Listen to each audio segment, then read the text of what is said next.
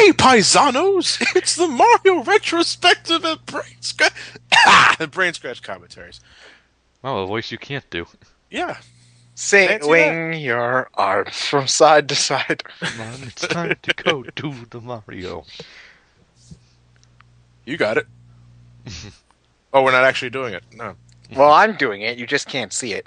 Well, if you're just walking, then you got it down. So, yeah, another retrospective time.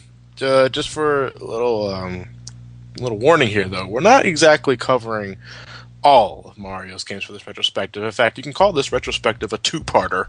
Multiple parter, most Multiple likely. parter, anyway. Well, we'll probably need a part itself just for the RPGs. So. Mario's been in everything. And I mean everything.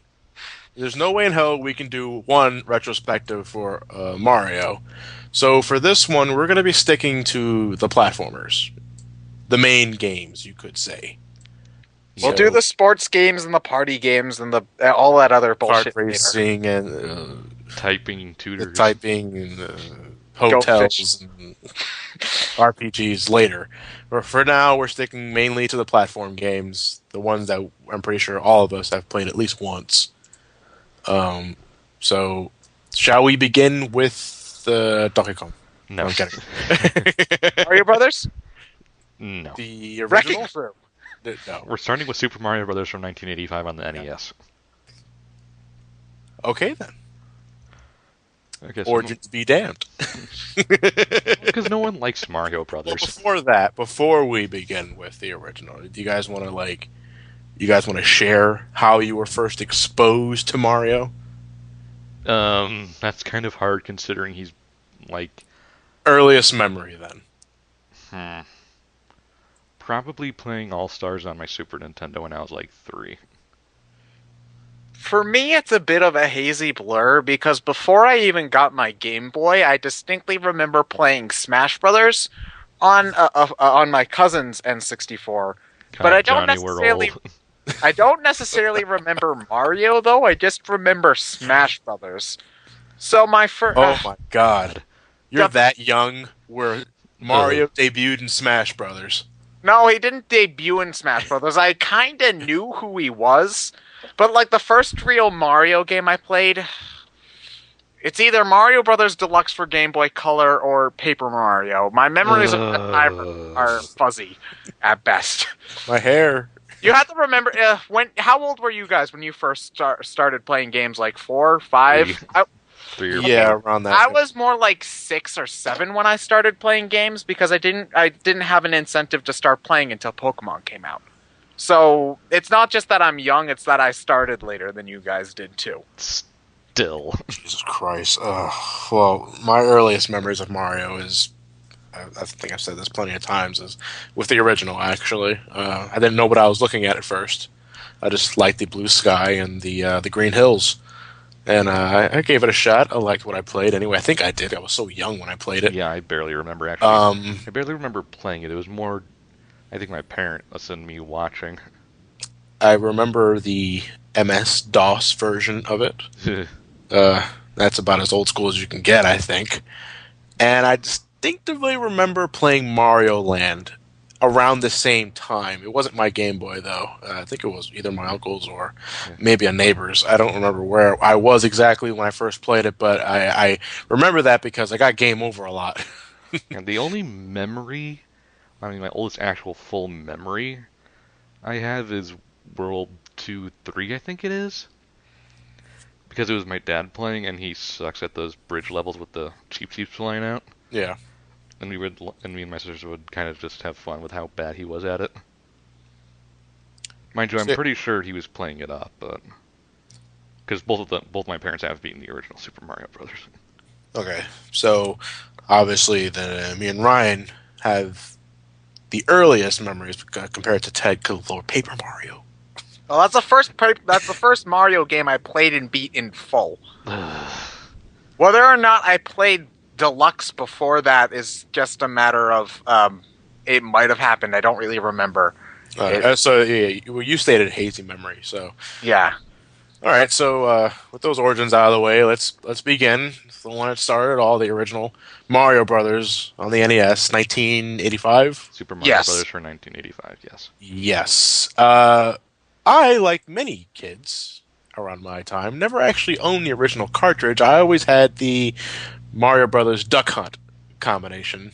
Hmm. Uh, I never owned an NES, but I know plenty of people who had the original cart, so I have played the NES version yeah, plenty of times. I always. I It wasn't until I did my month of Mario 2 years ago where I finally got the original Mario Brothers cartridge. I always had the Mario Brothers Duck Hunt combination. I always played Mario 1 either through Deluxe or the Virtual Console because I've never ever seen the need to buy an old school NES. All Stars. All Stars. Never played All Uh, Star? I have All Stars, but if I'm gonna play the original Mario, I want it to be 8-bit and bleepy and bloopy because it really doesn't even control all that differently. So No, between it doesn't. But if I were to recommend Mario 1, I'd probably tell you the All Stars port. if I'm gonna It go just looks old school, nicer. I'm gonna go all the way. Yeah, it just looks nicer in All Stars. Well, I don't mind the All Stars port. It's just that if I'm gonna play Mario Brothers, I'm gonna play Mario Brothers as it originally was, I guess. I can understand what you mean, but if for just for shits and giggles, I'm gonna play the All Stars port before I play the original, Yeah. unless it's on a handheld. And Why most would if likely my Super be. Nintendo was still working? That's what the Wii version's for. Meh. Well, you don't have it, do you? It's just not the same. It just Oh, isn't. you're a true nostalgia whore.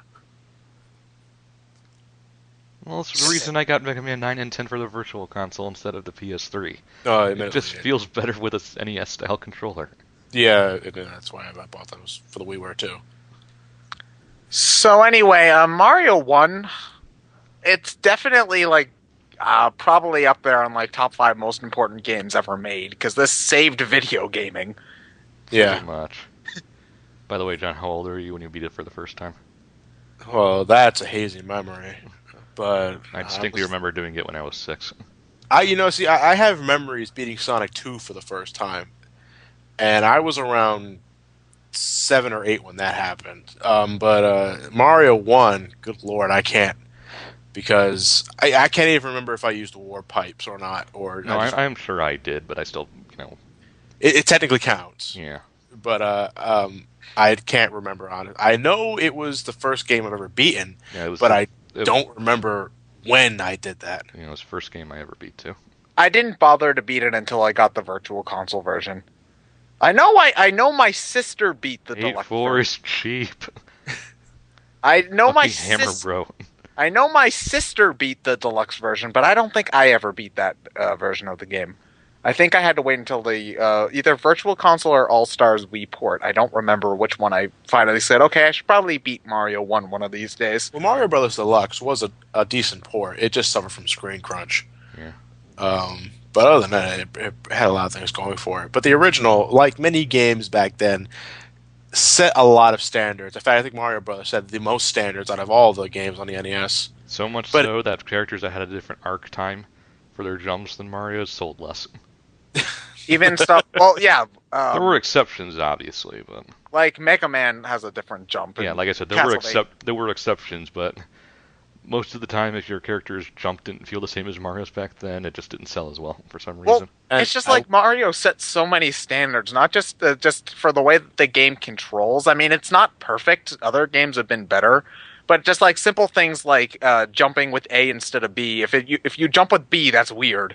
That's just weird. yeah, it's very weird. And In fact, that's it. I was just to go too off the tangent. I was playing the name of the Bad Dudes, was it? Where you have to rescue the president who was kidnapped by That's ninjas. bad dudes. You got to rescue Has President Reagan. yeah, their button was the jump button was on B. Ugh. And Yeah, I that's had, weird. It was on an emulator, so the first thing I did was switch the emulator controls. I was like, nah, I can't have that. But I agree. Mario Brothers set a lot of standards and rules, and unlike Zelda 1, though, I think Mario Brothers has aged better. I think Yeah. part of that has to do with just the game's design. It's a lot of things, but the fact of the matter is, I would play Mario Brothers 1. Yeah, of the quote unquote big three NES games, it's the one that's aged the best. Yes. I can't even recall how many copies of the damn game. It's no 40 son. million. It's no son. No. I mean, how many versions of the game I own? You know, it's not as bad as Sonic One, which is on everything, Or uh, Rayman 2. or Rayman Two. I'll take your word for that. Or Tetris. No, actually, I only own one version of Tetris, and that's the Game Boy one. But like I have Mario Bros. On the. I obviously have. I have both the original cartridge and the Duck Hunt combo. I have it on the Virtual Console. I have it on my 3DS Virtual Console. Yeah. Oh, well, I got that ambassador program. Yeah, So. but so technically counts. Do I you have, have. but do you have it in Animal Crossing for the GameCube? Yes, I do. Oh, god What? damn it. Didn't you need a hack to do that in the American Yeah, version? but it counts. And let me see. I'm looking at my. I'm skimming my game collection quickly right here. Virtual console? No. I don't think I will because that's what the 3DS is for. Yeah. And if you count the All Stars port, then 2 more times because I have the cartridge and the Wii collector's edition. Yeah, Mario one. It's just Would you recommend it to someone who's getting into video games? Yes. it's I think it's just one of those things like it's like recommending an old timey movie like Casablanca. Casablanca's still a good movie, even though parts of it have aged. But it's just one of those things that I think everyone should see. And even though Mario 1, there isn't technically really anything wrong with it. It's just that there's a lot of things that we expect from video games that started later isn't there, like themed levels. It's just the same sort of overworld theme every time. Yeah, sort of varied level design. Everything's very flat. So there's a lot of things that Mario 1 didn't have just because it was the first game to ever try this sort of long style. But I still think that everyone should play Mario 1 just because it's Mario 1. And I think it's the only game that actually deserves that reasoning, really. It's that iconic. Would you say most iconic game ever? That's hard to say. It's Because because video games almost more than any other medium are very genre based. I think As far as platformers I go, would say yes. yes, because I don't know anybody that doesn't know the Mario World, the overworld theme. Yes, but there are plenty of people who, when they think video games, still think Pac-Man. True. Well, Mario is still, I think, the most recognizable video game character. True. He's Mickey Mouse. Come on. Again, true, but at the same time, it's very genre based. So a lot of people, even though it's been a long time, people, when you say video game, will still think Pac-Man or Space Invaders or. okay, if not the most iconic, then right up there. Yeah. Mm-hmm. All right, we can at least agree to that. Yeah, I forgot. It's definitely what you think of when you think of Nintendo, at the very least. Yes. Oh, without a doubt. He is Nintendo. Mr. Nintendo. Mr. Video. Yeah, I read the Smash Brothers profile. It says known as Mr. Video Game. Really, I never called him Mr. Video Game. I always called him Mario. Yeah. But anyway, so should we go? Well, Lost Levels technically came first. So, yeah. Let's do Lost Levels. Talk about Lost Levels. Is there any particular trivia you want to discuss about the original Mario Brothers, like how Mario was supposed to have a gun? Yeah, Mario having a gun, the mustache being his mustache because it's just easier to draw. That and it made him. He has a hat and he has a stash because technical limitations. It made technical limitations, and it made him easy to distinguish. From the reason for the hat was because Miyamoto doesn't like to draw hair. I thought it was because hair needed like 2 or 3 frames of animation, and he just didn't want to deal with that shit. That was the point. He didn't like doing hair. So Mega Man one-ups him on that, I guess. And he has. I heard the large nose. Was that a character trait or was that accidental? That was to help distinguish the mustache. Oh, okay. Also, instead of coins, the original game was having fruit, but one of the guys on the dev team doesn't like fruit, and he mentioned to Miyamoto that, well, I don't like fruit, why would I want to go on my way to grab it? So he changed it to money because that's something everyone wants.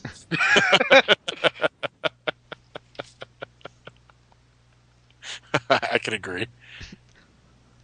And then someone went nuts by the time New Super Mario Bros. 2 went out. I think just ultimately there's not a whole lot to say about the original Mario Brothers, partially because it's a very basic game, but also partially because we've all played it to death anyway. Yeah, and again, it sets so many damn standards and formulas that the game still uses to this fucking day. We'll get to New Super Mario Brothers eventually. I mean, the princess was kidnapped here for the first time, and goddamn, she never went back. Yeah, Jesus Christ, she's still getting kidnapped to this very day. And Mario's almost 30, isn't he? Nope, he's over 30. No. He turned Mario. Donkey Mario. Kong turned 30 a while ago. Mario was in that game. Mario. No, I mean the Super Mario Brothers series. Super No. Mario Brothers It will turned turn 25 in 2011. It'll turn 30 in 2015. Oh, that's when I graduate from college. Yeah, so it'll be 30 then. God damn. Jesus Christ. Well, in terms of because I know we didn't really talk about the game itself. Again, the only real bitch of a time I had with Mario Brothers 8-4. is 8-4. That No, and World goddamn 8, World 8 in general, because there's no checkpoints. One thing. The goddamn I got Hammer really Brothers. when I finally sat down and tried to beat Mario 1, I got real sick of 8-1 because every time I run out of lives in 8-4, I have to go all the way back to fucking 8-1 and ugh. You must be playing the All Stars port then, because in Yeah. the original Mario Brothers, if you got a game over, your ass is knocked all the way to 1-1. Yeah. Yeah, I was playing Mario. That's one of the reasons why I prefer the All-Star Sport. Yeah, I hear there's a code where you. Yeah. There's a code you hold B, I think. You shouldn't have to do a code for continues. I think that was more just cool because Super Mario Bros. Was also released on the arcade. At least in the You're talking arcades. about versus Super Mario Brothers, Well, just like the original. but I think that was after though. Really? Yeah, I think believe, I thought it was released at the same time. No, I versus believe- Super Mario Brothers was 1986. Okay. a year after. So I originally thought it was released at the same time for arcades, and the whole going back to the start was just a result of that. And they added in the little hold I was B. wondering why I was telling me to insert a quarter. No, and the hold B was just a way for the home console version to not have that. Yeah, but in terms of the game itself, it's actually pretty smooth sailing from beginning to end, except World 8. World 8 is a weird difficulty spike. But Well, it's the last world. It should be the most difficult, but yeah, it's just that. it's just significantly God harder than damn, the rest that of the Hammer game. Brother near And- the very end, right before Bowser's bridge. There's the most awkwardly placed Hammer Brother ever in the history of Mario Brothers. I can't think of anything else immediately off the top of my head. No. You pretty But much need to have either a Fire Flower to nuke him, Or just an a- extra hit, just so you can. But Yeah. then that makes Bowser a little bit more difficult because I'd always I never had trouble. I I never, never had had problems. problems with Bowser. The Hammer Brother, final boss of the game. Yeah. Well, it's just like I always get nervous, so I always just take the hit for Bowser and then just pass through him with invincibility frames. No, I've because never I think- had a I think, problem with Bowser. I think hammer throwing Bowser never shoots fireballs from its mouth. No. It just Well, jumps. not in the original version anyway. He might in All Stars. Maybe, but I No, I remember he does in All Stars. I don't recall him ever doing it in the original, so I'm going to say no. But I know that because I hang close to him because he always throws the hammers in an arc. Yeah, he'll So never you hit could- you if you stand right next to him. Yeah, so just wait until he jumps and just walk past him. But other than that, though, yeah, I mean, it sold a hell of a lot of copies. 40 million, the highest selling video game of all time until Wii Sports. I don't count Wii Sports. It does. Wii Sports sold like 80 million. It's a fucking tech demo. It It's not a still game. counts. It does count, unfortunately. Bleh. Oh well. Bleh. So anyway, I don't want to talk about Lost Levels. Lost Levels the makes ori- me die inside. The original Kaizo Mario. Yeah. It's not that unfair. Oh, it is. Oh, you haven't played the original All Stars, not the All Stars, Lost Levels, have you? I didn't even want to try. Have you played the game at all? I don't like hard games. So you never even attempted. No, I don't want to. I know that if I play Lost Levels, I'm going to get Oh, frustrated and rage. Ted, you should have never told us that. No. Oh I'm god damn. bringing Lost Levels with us to MomoCon. Yes. Fuck you Force you guys. to play. You should have never said that, Ted. Fuck Sonic Genesis. I want Ted to play Lost Levels. Fuck you. I won't. I can tell you right now, I won't be able to beat it. No, I just want your reaction. Well, we'll go easy on you. All Stars version. I'm not getting past. I'm not. If I get to World 2, I'm done. And even then, I might just rage quit before then. We'll see what happens. But anyway, all right, yeah. So Lost Levels, for those of you who don't know, and I'm guessing it's about two of you at this point, was the original sequel to the original Mario Brothers, but it wasn't immediately distributed to America because it was two things. One, because they felt that people would complain that it's too similar to the Mario Brothers one, and it kind of is. And The other is that it's too damn hard. it's too fucking hard. I've beaten Oh, Devil May man. Cry 3, and I can't get angry at this one. Yeah, I believe Lost Levels is one of the main games that has drawn out the most negativity out of me from just sheer difficulty. Well, there's So- hard, and then there's bullshit hard. If it's hard, I mean, if This is bullshit hard. if it just because it's hard doesn't mean it sucks. But if it's hard enough, and if the design is frustrating enough to make you want to throw your controller through a window, then that's not a good game. I'm sorry. The only time I can ever play this game is in All Stars 4 because you save after every level pretty much. You save after every level, yeah. I really wish the original had that. Nope. Jesus Christ. Lose your lives back to the beginning. Well, in Lost Levels, the original, it wasn't. If you got a game over, you weren't knocked back to World 1-1. You were knocked back to the beginning of that world you died in. That's still It's still bullshit, mind you. You know. Yeah, but I completely agree. I'm right there with you guys. There's bullshit hard and there's fun hard. Castlevania is fun hard. Yeah. Debatable. But Well, I think it is anyway. It's closer to fun hard than this is. You know, I get satisfaction from whipping Dracula's ass at the end of the first Castlevania. I just breathe a sigh of relief when I'm done one level in Lost Levels. You know, because it's right. I mean, even though, like, I first played, my first ever experience with Lost Levels was through the All Stars port, obviously. You know, I don't it think was the I first had time it was released here. I don't think I've had a Famicom back then. So, No, you know, it was just never released until over here until yeah, I know. It wasn't a release to the All Stars port back in 93. What was it? 93. Yeah. Yeah. So, and you know, we Americans, our first ever taste of Lost Levels was of a better version. You know, you didn't have to. You saved after every level. So if you got a game over in 3-3, well, don't worry. You start over in 3-3. So lives are rather meaningless in that regard. Well, you lost the checkpoint if you were halfway through a level. It's true, but that's better than starting all the way at the beginning of the fucking world. Granted. But you know, so we didn't have to deal with the hardships of the original version. It was sort of. It was still a stupidly. Well, hard it's game. still ball-bustingly hard, mind you, but it's structured in a way that it's a little more tolerable. I mean, there's a reason why people prefer the All-Stars port over the original. But then we got the original when it was finally given a virtual console release. And I don't know. It's just that there's just something different. I'm not just talking about because you get a game over and you're back to the beginning of the world. There's just something more brutal about the original 8-bit version that just throws you off. Maybe it's because of the simplified graphics, or it's just very easy to. I don't know. There's just something in me that makes me think that besides the way it's structured, the All Stars version of Lost Levels is easier than the original 8-bit game. You want to know what it might be? It might be a fatigue just from the environment itself. Because Mario Brothers Lost Levels does have some upgraded visual elements, but for the most, it's the same music, it's the same Mario models, the same enemy models. So it's basically playing Super Mario Brothers. It's the second half of Super Mario Brothers, and you get tired of that shit really quickly.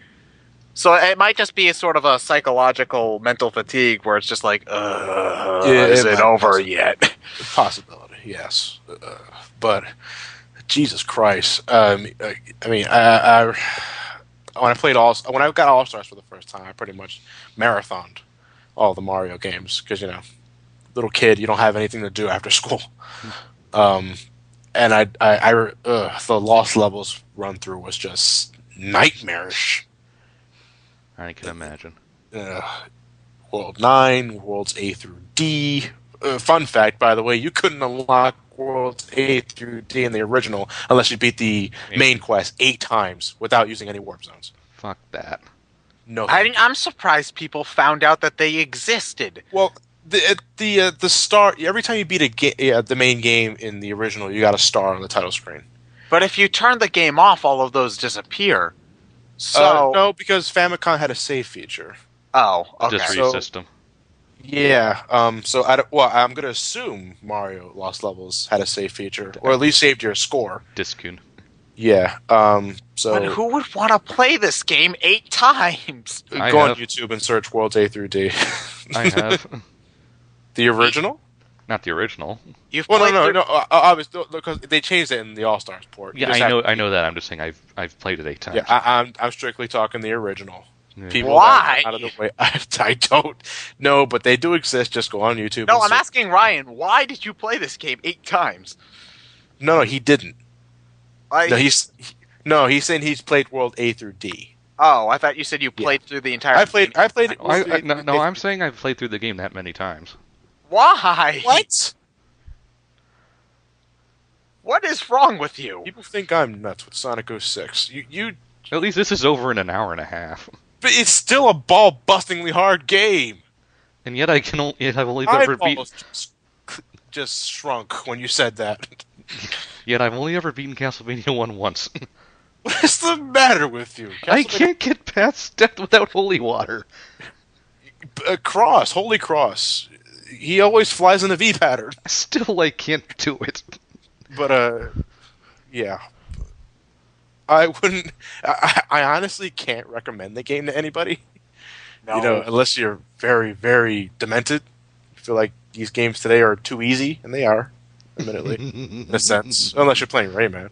But you know, Jesus Christ is like, no, thank you. I'm kind of glad we got Mario USA. Is that a clever segue? Unless you guys have anything to say less about Lost Levels, then yes. Do you? Wall jump. Oh, you ruined my segue. Wall jump. Least favorite obstacle, the wind. I fucking hate wind in Lost Levels. What about that giant wall? What about that level where you're off screen and it's windy? Level 7... 3, I think it was? I think it was 7-3. Yeah, it's a treetop level, so those are usually the third levels of the world. I believe that is, yeah. Fuck this game. Wall I jump. think Mario Brothers Deluxe had the game too. It was Super Mario Brothers for super players. I don't remember ever trying it. You had to, in order to unlock it, you had to get at least, I think it was 500,000 points Something in like the that. original game, so it will cause a Luigi icon to appear. Yeah, Luigi represents Lost Levels. Fuck you, Luigi. Fuck you too, John. I just didn't want any company, so I just made my game incredibly hard. Go away. The basement isn't finished yet. You'll get the joke later.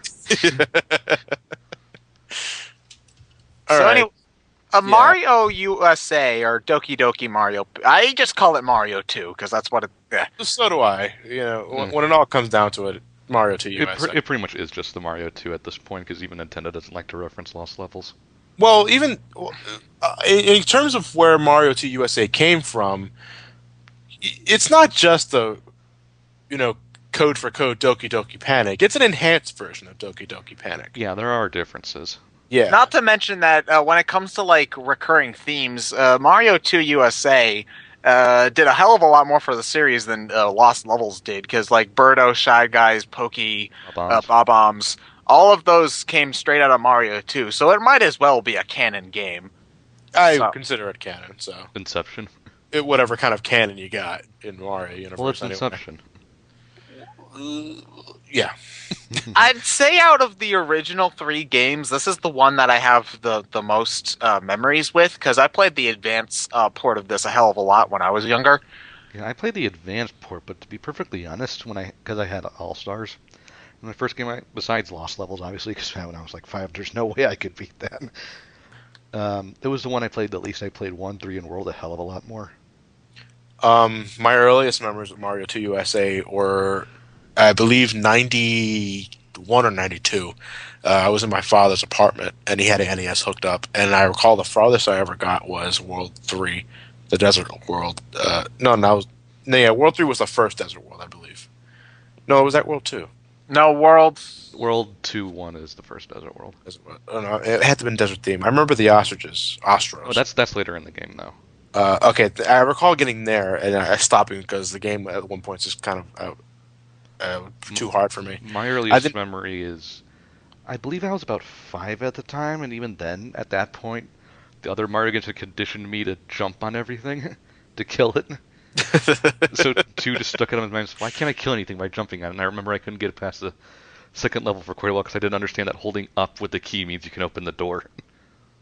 Yeah, and they well, granted, no, they do tell you about that because you gotta go through the door in the first world anyway. No, I But understood going up through a door, just not. Why would holding holding a the key, key above my head yeah. open the Why isn't the door? key automatically unlocking the door? Yeah. I But didn't beat Mario 2 USA until I played the All Stars it was port actually the last of the main 4 games. It was actually the last one I beat. because it was so alien to you. Yeah. There's a certain amount of charm to Mario 2, I think, because it's a part of it just because of how weird it is. But it's also out of all the first 4 Mario games, or I'm just gonna count first 4 because Mario. Why I like to pretend Lost Levels doesn't exist. But of the first 4 Mario games, I think that Doki Doki Mario 2 has the best soundtrack out of all of them. And Because I love the overworld theme to death. I love like the da da da da da. I like that theme. Da-da-da-da. I love the character select screen theme. I just out of all the tunes, I like Mario 2's music the best. And I prefer 3 a bit more. Yeah. Just a tad. Well, 3 at this point has been overused so many goddamn times in future Mario games. We'll get to 3. I'm just talking about quality of soundtrack. Yeah. But I will agree. I like 2 soundtrack more than 1, even though 1 is so iconic. Well, because Uh, 1 only has 4 tracks. Well, Mario 2 Well, five USA if does. you're counting the invincibility thing, but Mario 2 USA doesn't really have that many more tracks either, though. But they're more high energy. a They bit. pop. Well, I think it's I- more that they just have more instruments in the sound font. At Yeah. that point. But ironically, though, one of my favorite things to do was to pause the game on the NES game, which removed some instruments. You only get the bass.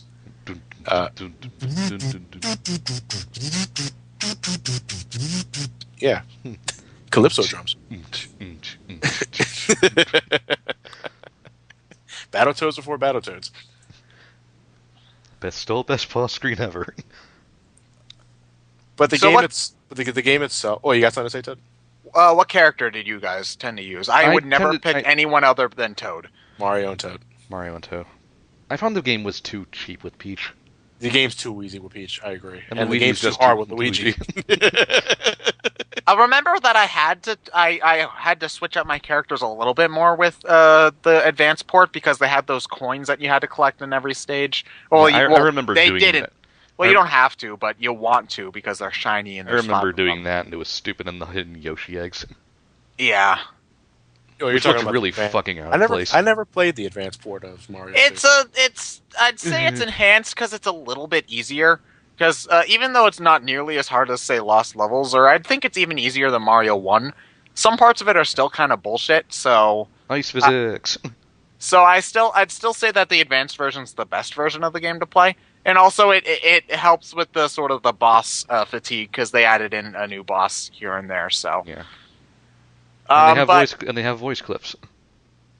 this is as far as you'll go. No, Birdo, I'm pretty sure that I'll kick your ass again and just move on. Thank you. Why? Just to go off a bit of a tangent here, but why did the advanced series start with Mario 2 and not Mario 1? I have no. Well, I think they figured Mario 1 was too basic.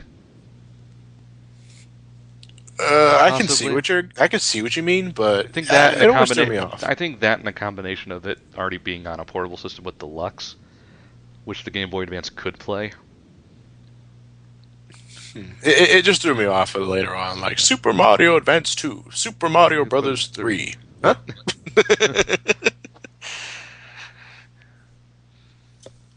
What? Favorite boss, Mario 2 USA? Um, Um, Clawglip? You got a choice between Mouse or a Triclot. Except no substitutions. Clawglip? Yeah, poor Wart. Never in anything. for good reason. Nobody cares about Wart. He had Well, one if they brought cameo. him back and made him badass, then He had maybe. one cameo in Link's Awakening, was it? Yes. Yes, and that was it. And that was also a dream world. Yes. Wait, it was? Yeah. Oh, spoilers.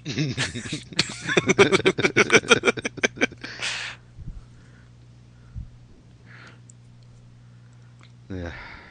So, do we really have anything else to say about it? Well, usually 6 seconds of lull constitutes that we move on.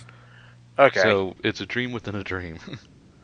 Yes, it was Inception before Inception was cool. Mario awakes from a dream inside of to a strange, bizarre land, and then he wakes up from that. So it was a dream within a dream. I'm pretty sure one of the staff developers was just Christopher Nolan's Alias. Yeah. Or did he write? No, did he just direct it? Not sure. To IMDb. Yeah, it's either him or David S. Goyer. But Or his brother, but Biff Nolan. yeah. No, I don't know the guy's brother's name. But Mario 2, Fun. yeah, it's an enjoyable game. It's not perfect by any means, but it's fun. Yeah, you can give it a shot. If anything, the advanced port, you know, The advanced port I think just because you're feels a a bit. pussy. No, I just think it's just a bit smoother.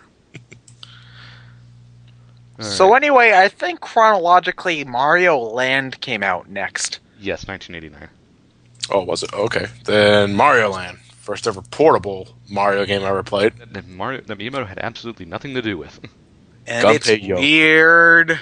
Gunpei Yokoi. Yep. Gunpei Yokoi made this game, and I can't say that it shows because I'm not sure if this is Gunpei Yokoi regularly or tripping on acid Gunpei Yokoi. I don't know. He's also the same one who made Kid Icarus.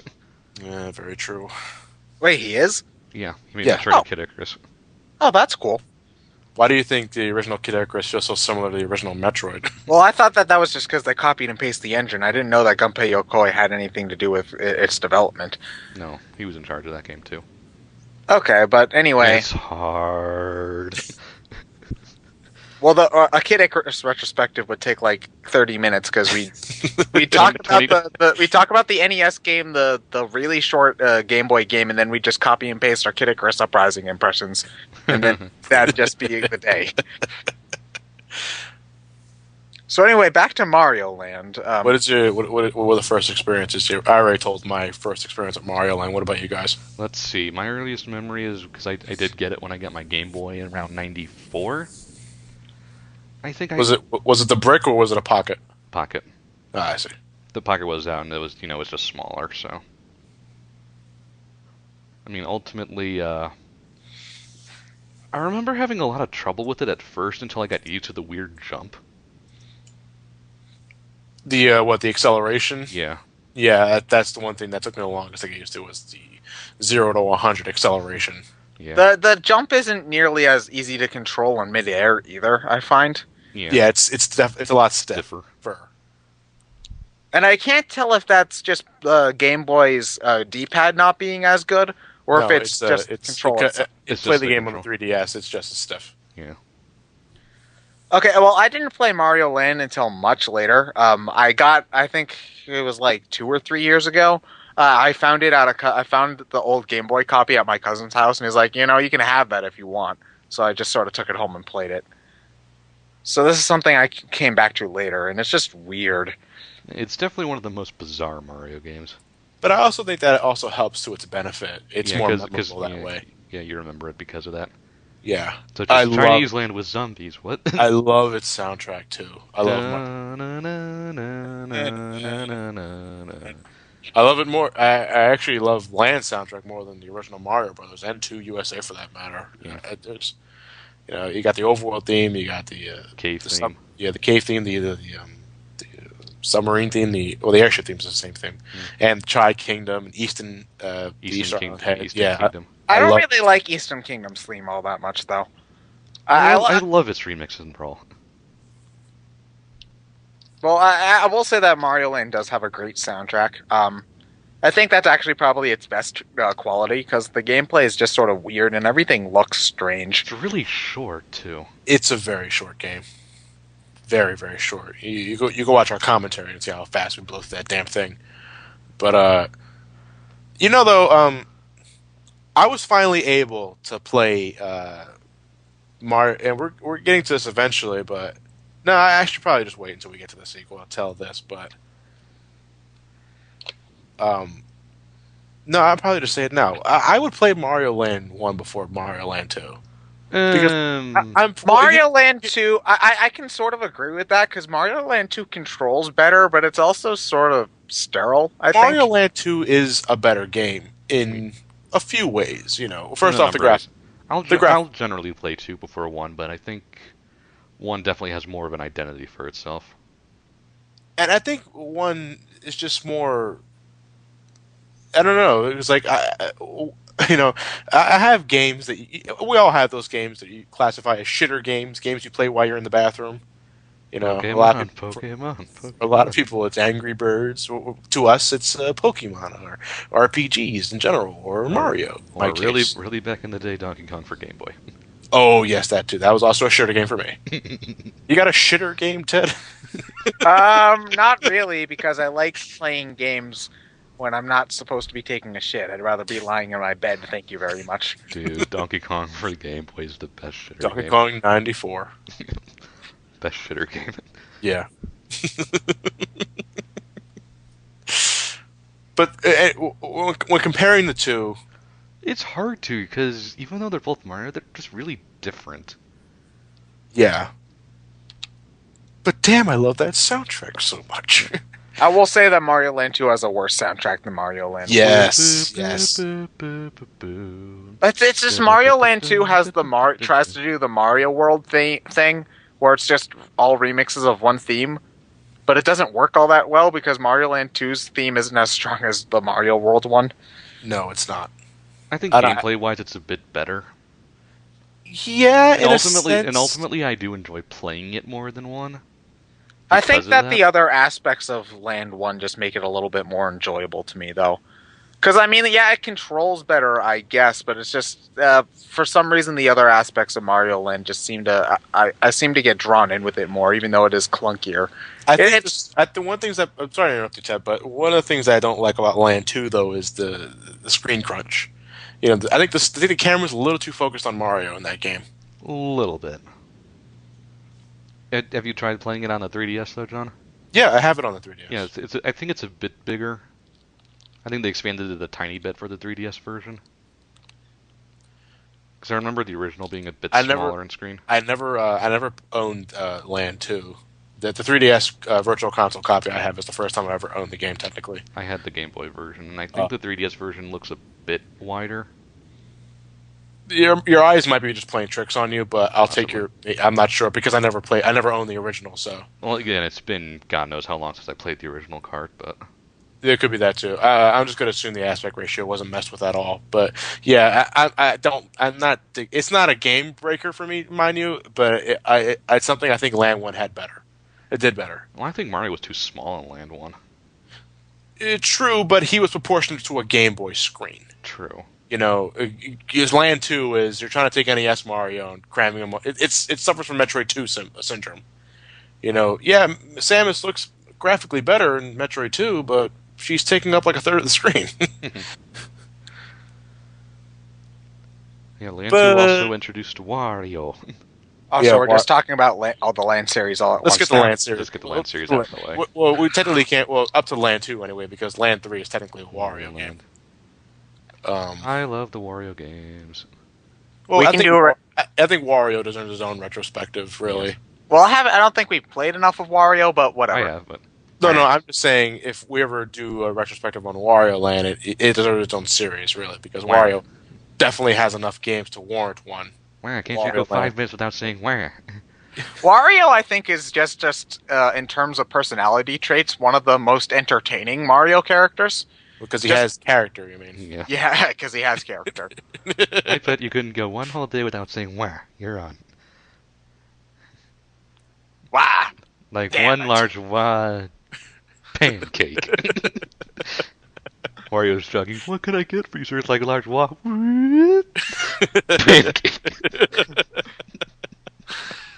Wario does a thing. I love that video. I have to look that up. I never heard of that. I just think that he's a better antagonist than. Okay, I'll say than Bowser in the platformers, because Bowser actually has a personality in the spin-offs. Because, Sort like, of.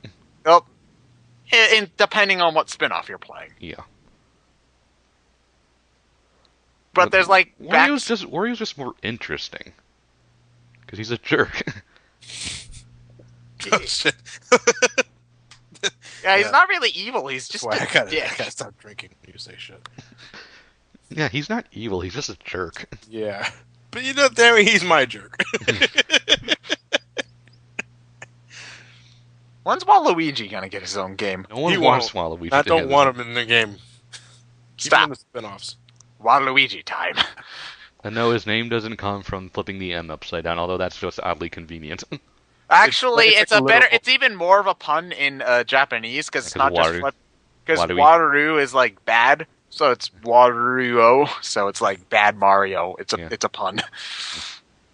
Well, Japanese pun anyway. To us Yeah. is what? Why? Well, it makes enough sense because Flip the M upside down. Yeah. Yeah. That was actually just convenient. Actually, I Miyamoto think didn't plan that at all. the origins of Wario was that I think it was the Kirby team that made the game, and they were pissed off because they had to because they didn't want to make a game that wasn't their own character, so they sort of just made a caricature of Mario and said, "Perfect, that's our villain." Well, I heard Miyamoto was more involved with Land 2 than 1. If only because after how Land 1 turned out, he didn't like it. I can do a quick wiki search to see that. I believe you're right, though. Super Mind Mario- you, I don't think he was like the game director or anything, but I think he was at least involved in this one. Super Mario Land 2 was directed by Hiroji Kiyotake. Yeah, I think he was part of the Kirby team. Let me quick search his name. He is the original designer of Wario and the original designer of Samus. Huh. Huh. So the guy who made the ugliest fat bastard you can think of is also responsible for creating a very sexy space chick. Well, I mean, that does kind of make sense that they're somewhat related because he's on Gekkoi's team. Only in Japan. Oh, okay, well, that's interesting. I learned something new today. Thank you, Mario Retrospective. Anyway, but since I haven't technically beaten Land 2 yet, is it something you could recommend, Yeah, Ryan? it's a good game. I don't think it's as strong as like Mario 3 World or even some of the new Super Mario Brothers games. I still like it better than like New Mario 2 or something, but Well, I didn't even bother with new Mario 2, so I'll take your word for that. There's just something just a quick about it. I mean, look, it's on the 3DS eShop for like what, $5 or $10. Yeah. Yeah, just pick it up. It's a fun game. I don't know. There's just I'm not gonna say that this makes sense or that my opinion's like gold here, but there's just something about it that seems a little bit too. There's something about it that I like the first one better. And maybe it's just because the first one's just so bizarre. I like it a little bit better. I don't know. I think it's still a good game. It's not a bad game. It's just this No. is just one of my weird. It doesn't make any sense opinions. I favor Land 1 a bit more. Yeah, I favor 2 a bit more just in terms of playing it. In terms of soundtrack and visual design, yes, I'll give it to 1, but All in right. terms of gameplay, I like 2 a bit better. So anyway, So, shall we move on to New Super Mario Bros. .5? Super Mario Brothers 3! And the crowd went apeshit. The only reason to see that movie. Well, not even. The only reason to see that movie was when that one kid who got dragged by his parents said, "Dude, it's a commercial Super Mario Brothers 3," and then everybody went in the weekend after. Yeah. Even though I obviously How did not he know where the warp whistle was? He never I played the don't. game All before. right, so we're gonna include the wizard on this. I've never seen the whole thing, so I let's not have, I have. Fred and Savage. yeah, future movie commentary. Sure. yeah. Why not? I don't see why not. Oh, Fred Savage. You're so pointless today. I love the Power Glove. It's so bad. Lucas, darling. Lucas, darling. I obviously could not see The Wizard when it made its theatrical debut. I was too. I was On account, barely, I was only 2 years old I when was. the game I was. came I out. was just born. It came out in what I late? was not even a sperm yet. Yeah, I was because thought in my father's when, nutsack. when did Mario 3 come out? Mario 3 came out 1990, but in what month? 1990. What month? Wait, hold on. Japan or U.S. No, Mario 3 came out in Ju- 88 in Japan. Yeah. Okay, hold on. I've got Mario Wiki open right now. Let's see. February. Wow, that came out the same month I was born in. February 9th. No, I got February 12th here. I've got 9th. Wow, it came out a few days before I was actually born. Born. It's Mario 3 is only slightly older than I am. Mario came out of the womb holding an NES controller. But That's rather interesting. it's funny though because well, it's not funny. I don't think you're getting ha ha out of it, but It's funny in that, oh, that's rather interesting sort of way, not the funny haha. yes, exactly. My first exposure to Mario 3 was from The Wizard, All stars. but you know, at that it was I can't remember if I was watching it via cable or through a VHS tape. I think it was gonna. I'm just gonna assume cable because that's the first time I ever caught eye of it, and that's that. Because I didn't play Mario 3 either until All Stars. I saw plenty of the NES footage back in the day, but I never actually got to play it until All Stars. But what about like I'm assuming same with you, Ted? All-Stars? No, actually, back when the Virtual Console was releasing stuff, there was a lot of hype on forums and comment posts for Super Mario Bros. 3 because it's like the best Mario game ever. Oh my You god! seriously didn't wait to play this until the Wii. Yeah, I did. Okay, so the only other way I could have played this beforehand was the Game Boy Advance port, which I skipped for whatever reason. And then people were just like going nuts Virtual Console because it's like the best Mario game ever. So I was really excited, and once I got to playing it, it was very, very underwhelming. Yes, Not that Movie it's Bob, a- we know you liked the game. You can shut up about it now. It's not that it's a bad game by any means. It's just I don't get best game ever. I don't. How is this the best game ever? It's honestly kind of as far as Mario games go, I guess it's sort of the baseline for all Mario games to come, but that sort of makes it kind of bland when you think about it. Unfortunately, it's become worse as time goes on, not because of the game itself, because they won't fucking stop using it as a base for everything. I was gonna say, I blame the new I blame the new series for retroactively diminishing the quality of 3. Yeah, because it's like, I don't want to play 3 anymore. I see the airships so damn much. I hear that music so damn much. I see the level gimmicks reused so damn much. You know, nostalgia can only cover so much when it comes to playing the original Mario Brothers 3. You know, I said New Super Mario Bros. 0.5 for a reason, and that's why. But in terms of the game, let's ignore that. It's hard for me too now because Nintendo's just sucking on it so damn hard. Yeah, but it's hard for me to do it too, just because it had the same thing that happened to me with Mario RPG happened to me with this game too, where people overblew it to shit, and then when I played it, I sort of got a so what feeling.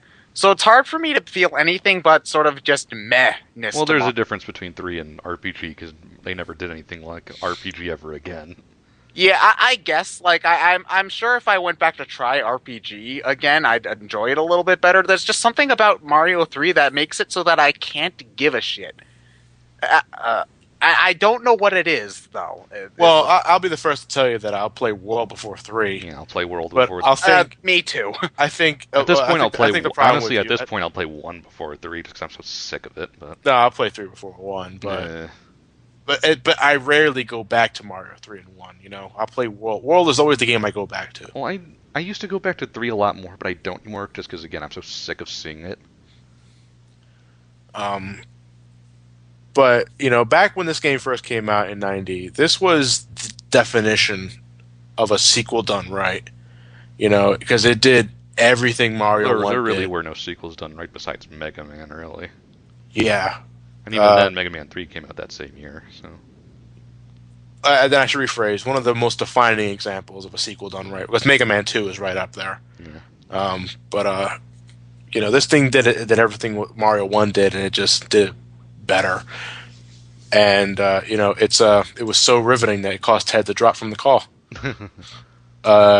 Get him back here. Yeah. Adding.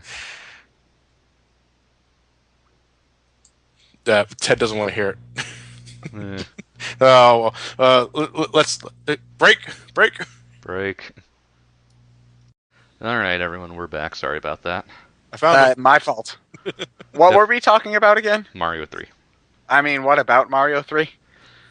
How Mario 3 did a much better job than Mario 1 back in the day. This is pretty much a definition of a really, really good sequel.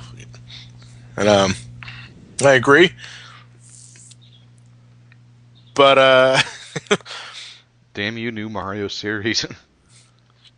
I don't know. There's just something about it that I don't know if it's I don't want to say like the level design is bad in any way. I think part of it's that it doesn't control. I don't think it controls as good as World does, or even the nukes. I think it controls just fine.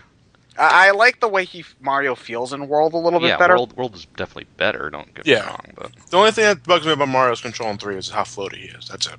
Yeah. Other than that, he's perfectly fine with me. I also think it's sort of the color scheme that bugs me with Mario 3 because everything's very washed out looking. The colors don't pop as much as something like Mario World does. Talking and about part the of original NES version. yeah, I mean part of that's just the NES. You can't really do a whole lot about that. A lot of NES games have sort of those washed out colors, and that problem's pretty much gone with the All Stars port. But it's sort of I don't know something about it.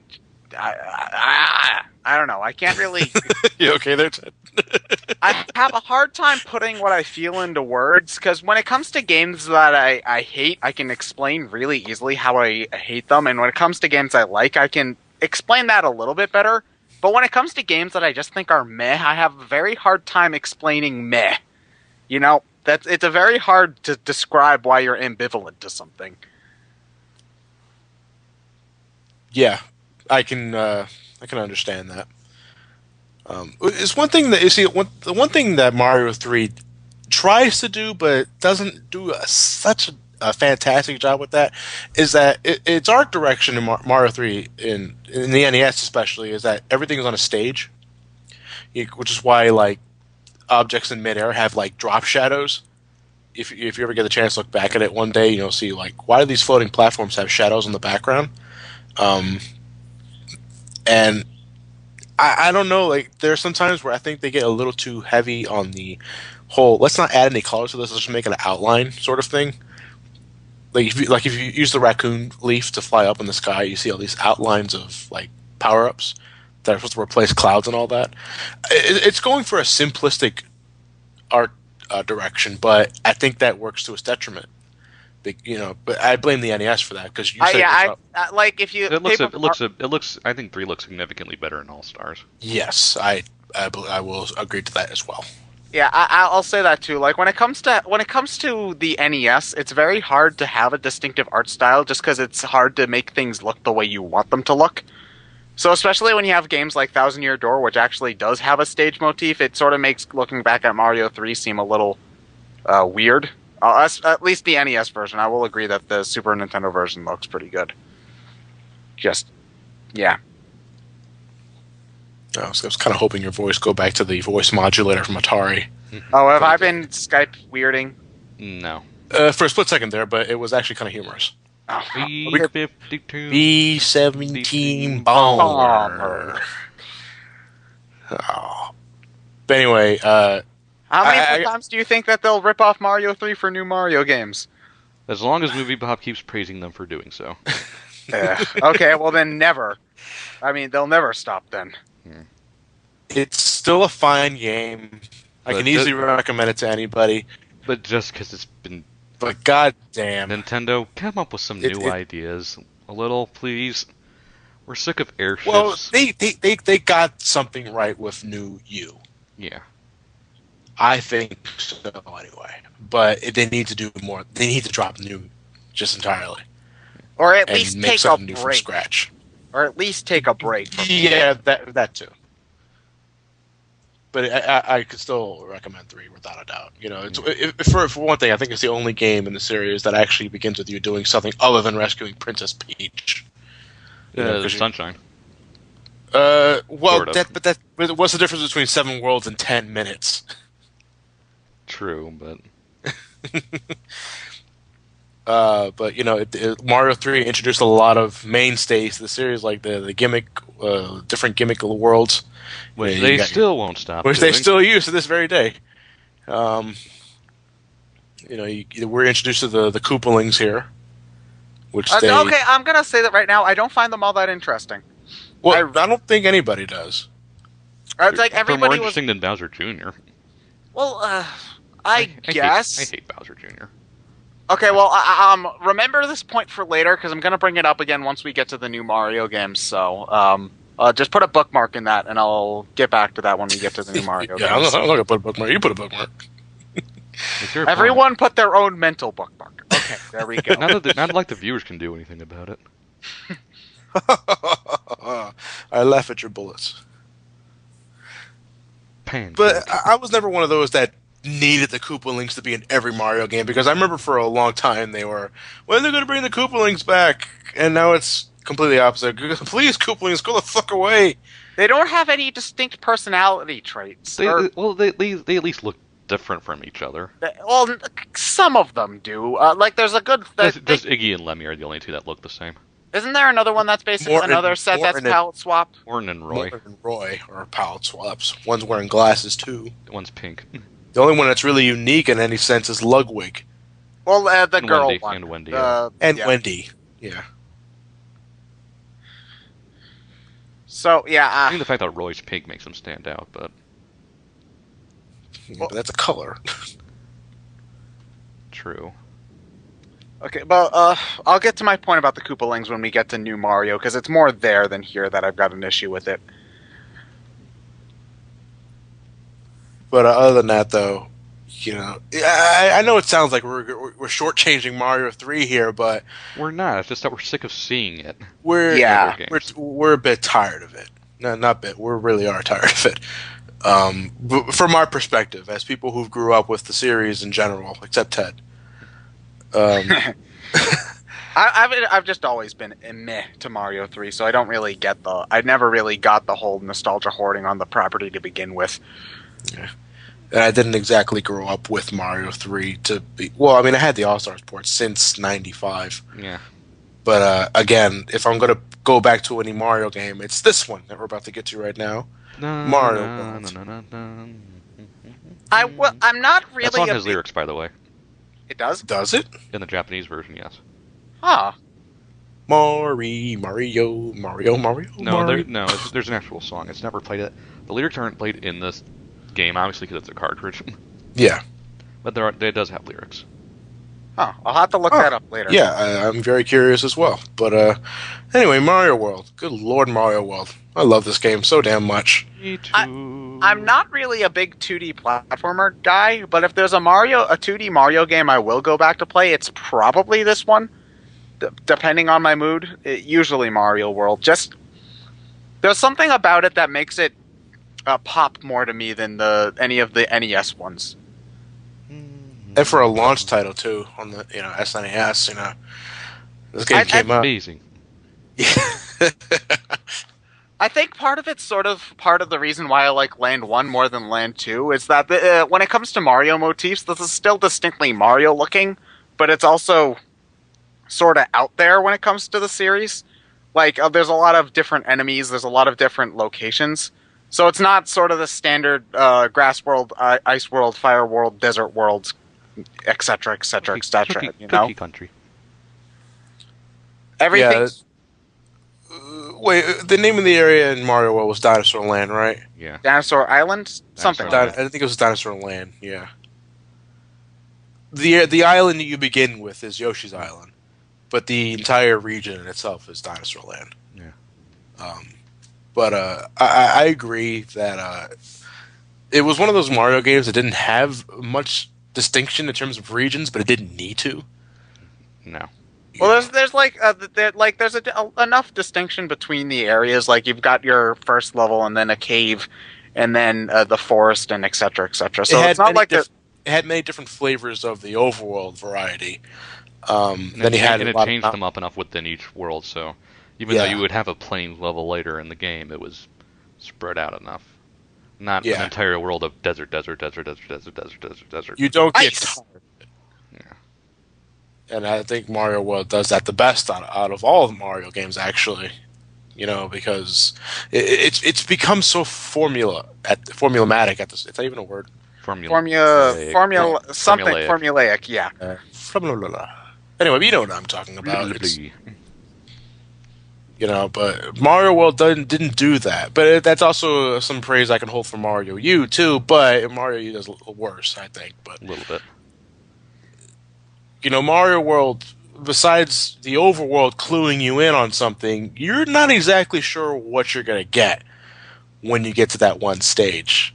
One of the stages in Vanilla Dome, or hell, I think in one of the Vanilla Secrets is like you start in the overworld level, and then suddenly you go into a pipe, suddenly ice. Yep. It's like what? But it was a level before the boss where you're bouncing on plants. In Vanilla Dome. It's like sparkly and stuff. There's also just like random lava too. Yeah. Yeah, that's no. I'm not sure. No. Yeah, it was no. That's Donut Secret. But Donut Secret. Same rule applies. Yeah. But yeah, in terms of from level themes and thematics, same thing. Mario World did that the best, I think. Mm-hmm. But it's not just that though that makes this game so fucking fantastic. For one thing, and I still hold this to this day, it is the best controlling Mario game ever. 2D anyway. Well, I think that the as meh as the new games are, they pretty much control exactly like Mario. No, they don't. Close enough. Maybe I'm not sure. Maybe I'm just not seeing it, but I think there's a difference. There's a difference. Mario feels a tad more stiff in the air than he does in World. Well, he feels heavier anyway. Yeah. In the new series. In World, though, this is perfect. I wouldn't be surprised all these damn Mario hacks that exist in Mario World exist because of the control. Yeah. Because you can do a lot of things in this game that you wouldn't be able to do easily, mind you, on the older games. Bouncing on shell to shell, racking up those major points, doing a lot of acrobatics with items, all that shit. You can't do that like that in any other game besides this one. I think Mario World hacks are the most fun hacks to watch, like especially stuff like automatic Marios. Like watching that is awesome, and a lot of that has to do with how Mario handles, because like he bounces in a specific way off of things, and it's all very. I think he feels Mario in this game. I think than any of the other 2D games, he feels the most like an extension of the player as opposed to something you control. If that makes any sense. Well, and just to go into mechanics and what he can do in this game, I don't know, for some reason I'm still waiting for like another game to bring this back, but I think this is the only game where he can kick items upward. I don't think you can do that in the new series because I tried doing that. No, he can't. I don't think that's really all that. I can recall there's one other game where he can do that, but Land 2. I think in Land 2 he can do that. I'm not. No, I don't think he can hold on to items in Land 2. No, I know there's one other game where he can kick things up, but I know it doesn't sound much, but to me it added something. In every other game you can hold on to items, but you can't. You can only kick it straight. And that's boring. In Mario World, that was not another thing I loved doing, is kicking up items and seeing the chain reaction into everything. It's something satisfying when I grab a Mecha Koopa in the final Bowser battle. I angle it in a way that he lands directly on top of it. And there's something sad. I know it doesn't sound much, but that's just how I get my job. I think part of what makes Mario World, I should say, so engaging to me is that Mario games, especially the new series Mario 1. Mario 3 is a little bit better about this, but not nearly as good as at it as Mario World. Is that Mario World is a bit more free flowing in that you move up and down and left and right. The screens are a whole lot bigger. In Mario 1 and in the new games, everything's very straight. You're always going straight right, and there's not a whole lot of vertical movement. So there, just you move a whole lot more around on the y-axis in Worlds, which I think makes it just more engaging because there's more variety, not only in the design but how you're moving around in it. And I know it doesn't sound a whole lot like you have to jump up a thing to move forward more to the right, but it just adds something. It makes the world feel a little bit bigger, I find, when you have to move around in that, and you move around in a different way in World than you do in the other games. There's that too. The other thing that I really liked about World is Yoshi. To being honest, I don't like Yoshi in this game as much. Maybe it's because I'm used to how versatile he is from Yoshi's Island onward, like the flutter jump and stuff like that. Kid. What's wrong with the flutter jump? Oh no, he's just questioning because your taste is different because you're used to a Yoshi with a flutter jump. With a flutter jump with a different way of moving. I like when I'm riding on Yoshi. I expect those things though. So going back, I don't mind the addition of the flutter jump. No, I'm not saying that's wrong, but it's just I liked him just fine in World 2. well, it's The only thing that I didn't like, obviously, in the later Mario games, is that you can't bring Yoshi with you. Yeah. In this game, you can take Yoshi wherever you want to go, except for ghost houses and fortresses. I'm just used to a Yoshi that has those extra abilities. So going back to a time before he had them is just sort of weird. I guess is just the way I can put it. Yeah, I can understand. I didn't really play World seriously until a couple of years ago. I mean, I had tried it out here and there, but I never really got more than a world or two before I put it down. The first time I beat Mario World was after I got my wisdom teeth taken out, and I had nothing better to do, so I just sort of sit on my ass and pick the first game off of Virtual Console, which just happened to be Mario World. The first time I beat Mario World, I was about 7 or 8. At that point, even at that point, my save battery for Mario World had died. Damn. So I literally just marathoned the entire game. Which is very easy to do, No, I remember having to leave the console on for a night. No, but I'm talking about there are those games that you look forward to marathoning, and those games that you can tolerate marathoning. Because it's a game that you want to marathon in the first place. But Mario World, I have no problem sitting on my ass and beating the entire thing in one sitting, completely getting all the exits, 96%ing that son of a bitch, which is 100%, mind you. But Mario World, there was a time period where I spent a lot of nights in my aunt's house because my mom was a bartender. And she worked those late nights, and obviously nobody was there to watch me in the house, so we went back to my aunt's house. My aunt had a Super Nintendo and a Sega Genesis. What, you would mark her? No. Well, my aunt had the Super Nintendo and the Sega Genesis. I should say my cousins had those systems. And back then, we played the hell out of, let's see, 4 specific games. Miss Pac-Man, Streets of Rage 2, Sonic 2, and Super Mario World.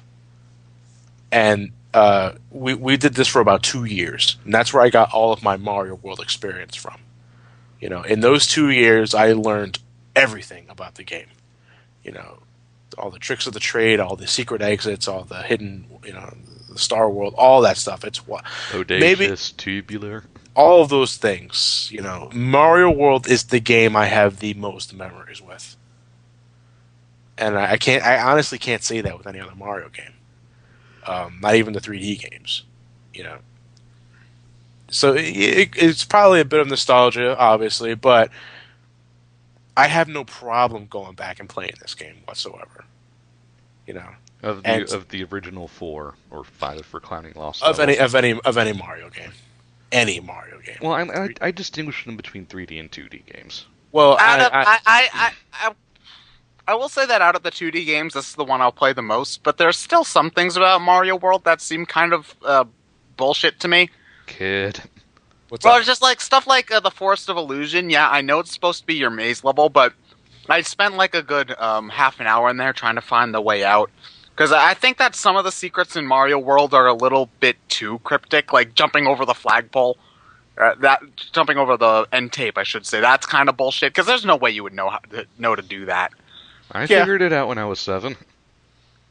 Well, 36 that's like lives after later. last resort. There's nothing in this level. Jump over the tape, I guess. I don't know. I still figured it out. So, yeah, figuring it out doesn't mean that it's not bullshit, though. Some of the secrets out in Mario World are a little bit bullshit. This isn't text adventure territory we're talking about, Ted. Not text adventure territory, But I admit, I will agree with Ted in a bit that it's a bit of a problem World had. Not much, minded, because the only two immediate examples I can think of is the one where you have to fly under the tape if you had Yoshi. Not if you didn't have Yoshi. With Yoshi, If you didn't it's have really Yoshi, easy. you had to fly under it. Yeah, you're right. You're right. And it was one. What else? Which one was I thinking of? Because that's the immediate example I can think of. And I think it was one of the Star Worlds. I'm not sure. Tubular. I'm not saying that it's a big issue. It's just it's not a big issue by any means because most of the time in these sort of games I'll just sort of plow through anyhow. But especially when I was younger. But when I'm older and I know that there's more levels to play, I go out of my way to look for them. And when I'm spending, and it's just one of those things where when I'm first playing through a game, and I know that there's a secret entrance, I'm not playing the game like normally jumping through a level. I'm playing the game at a snail's pace, looking for any secret hidden cranny that might have a secret entrance in it, Yeah. which just slows down my pace. Which I guess is more my problem than the game's problem, but still. I'm finding nits to pick here. It's not like it's a big issue. How long did it take you to be tubular for the first time, Johnny? I can't remember. So I'm gonna automatically say that's a bad thing. I'm not sure if that's the actual name, but the one with the P balloon special It's level. it's tubular, Yeah, it's tubular. tubular, and Bodacious, was it? no, I think it's outrageous. That is the most difficult ones in the special I world. fucking hate tubular. Tubular can go die in a fire, but the other one, outrageous, the forest one in the special world. Jesus Christ, I forgot how long and painful that one was. You know, but then again, that's something we were getting into earlier. That's a fun type of hard. And it's at the very end of the game, so. Yes, It's also optional too. it's also very optional. Yes, that's also another difference there. And Mario World, best power up ever, Cape Feather. So broken. It's so damn broke, but it does so much to add to your abilities. You got the foot. It's better than the raccoon leaf. First off, because just holding down the jump button makes you descend slower. Back in the raccoon leaf. Back in Mario 3, you had to repeatedly tap the jump button in order to slow your descent. You had I love the spin attack. the spin attack is beautiful in this game, and obviously you got the whole flying thing, but I'm still waiting for this damn power up successor, or at least something similar to it, so where it's not as broken, where you can fly over everything that has an overworld, but I love spinning into everything. Can't do that anymore. Well, with the raccoon leaf, sort of, but not as fast as the cape. I think it's just one of those rare occasions where a Mario game will just let you break it. Because for the most part, Mario games sort of just force you to go through the platforming challenge they have right in front of you. Well, they'll give you a fuck ton of lives before, but Yeah. Well, this is actually one of... I wouldn't say it's too hard, but it's one of the hard... Especially compared to the new ones, I wouldn't say it's hard, but you have to at least try to beat Mario World. 3 is harder, I think. 3 is harder, yes. Well, 3 also has that stupid difficulty curve. Yeah, it does have those spikes that I don't like. But I think World is the easiest out of all of them. The original 4. Depending on my mood, because I've beaten the original Super Mario Brothers in about 10 minutes. I'll say warp that zones. I'll say that World has a good difficulty for me, where where it's satisfying to beat. I need to try to beat, but I'll never get frustrated while playing it. It hits the difficulty the difficulty zone right in the middle. And I'll agree. And soundtrack. Love the soundtrack of this game. I like it enough.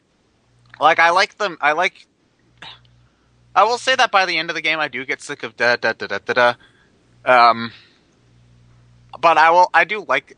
like the Mario World theme. I get a little bit tired of it by the end because there's no variation at all. There's no single theme in the game where there's any other melody playing. I like it. Oh, well, I think Ghost House. Oh no, Ghost House has dun dun dun dun dun, which is the same theme. It's very different. It's very different, but I can see what you mean, Ted. But at the same time, I think this is. I'm going to go out and say I think it's the best overworld theme ever. No, I like Mario World 2's world theme better than this one. Nah, I like this one a hell of a lot more, and because and again, yeah, the entire soundtrack is variations of that one theme. But to me, it's such a wonderfully composed theme. I never really get tired of it. You know, I love the overworld variation. I love the athletic variation. I love the fortress level. I love the ghost. Everything about this game's soundtrack is just amazing to me. You know, I occasionally sing it to myself every once in a while. It's so damn catchy.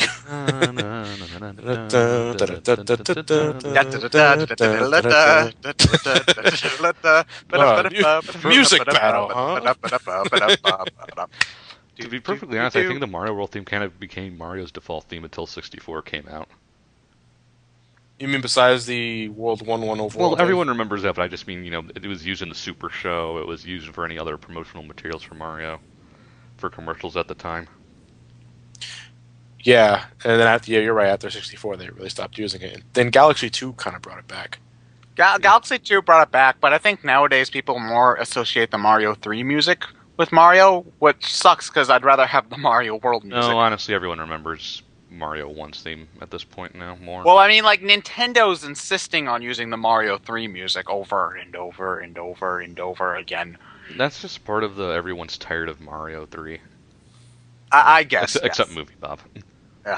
Well, Movie Bob's opinion doesn't count.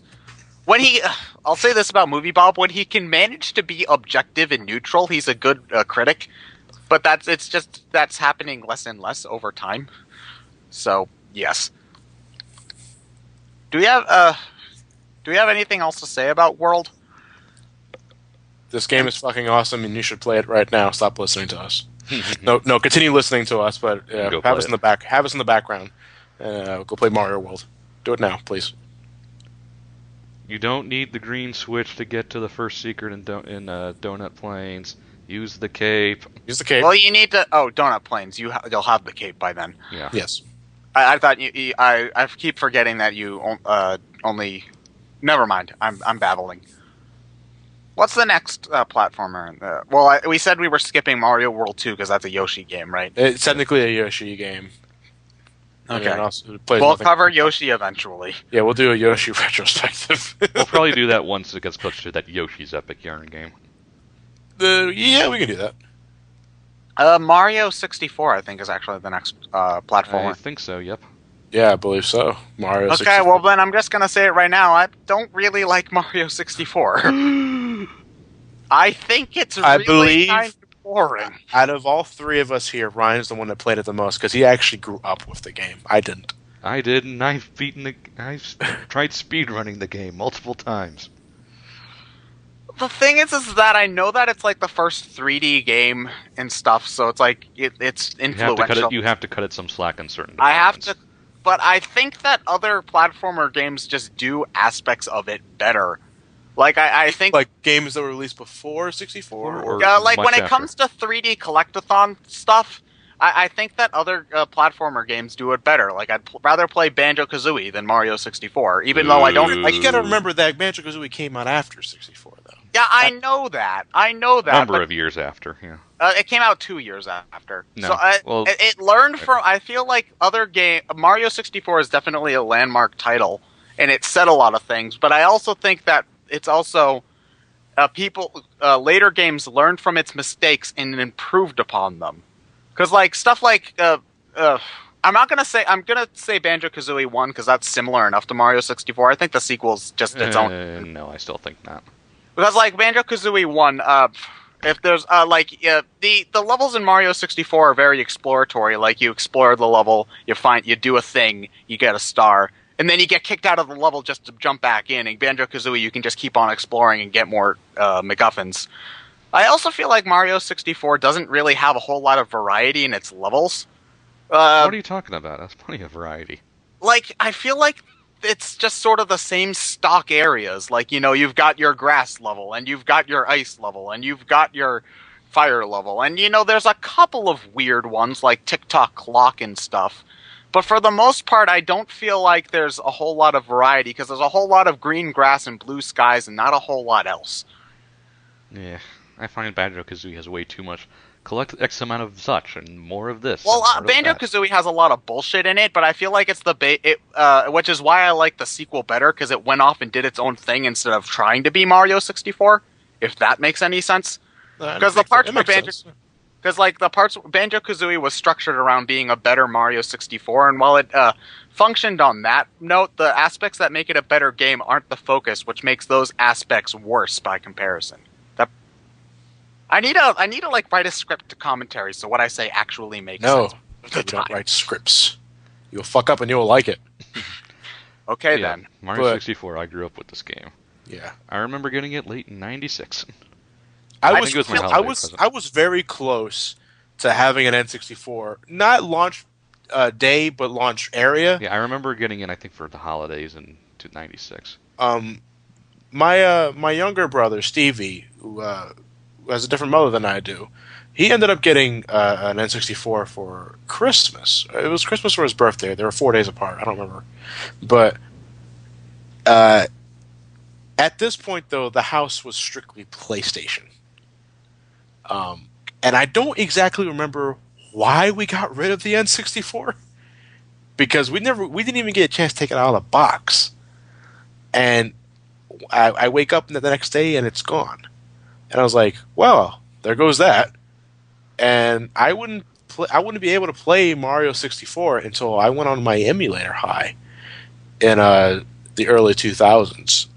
And by then, I was already I think by then it would have aged enough to the point where it didn't have the same wow factor. well, but at that point, I was already exposed to other 3D platformers like Crash Bandicoot. I played Gex 2 by that time, and I'm trying to remember the other. Well, I played demos of other Spyro.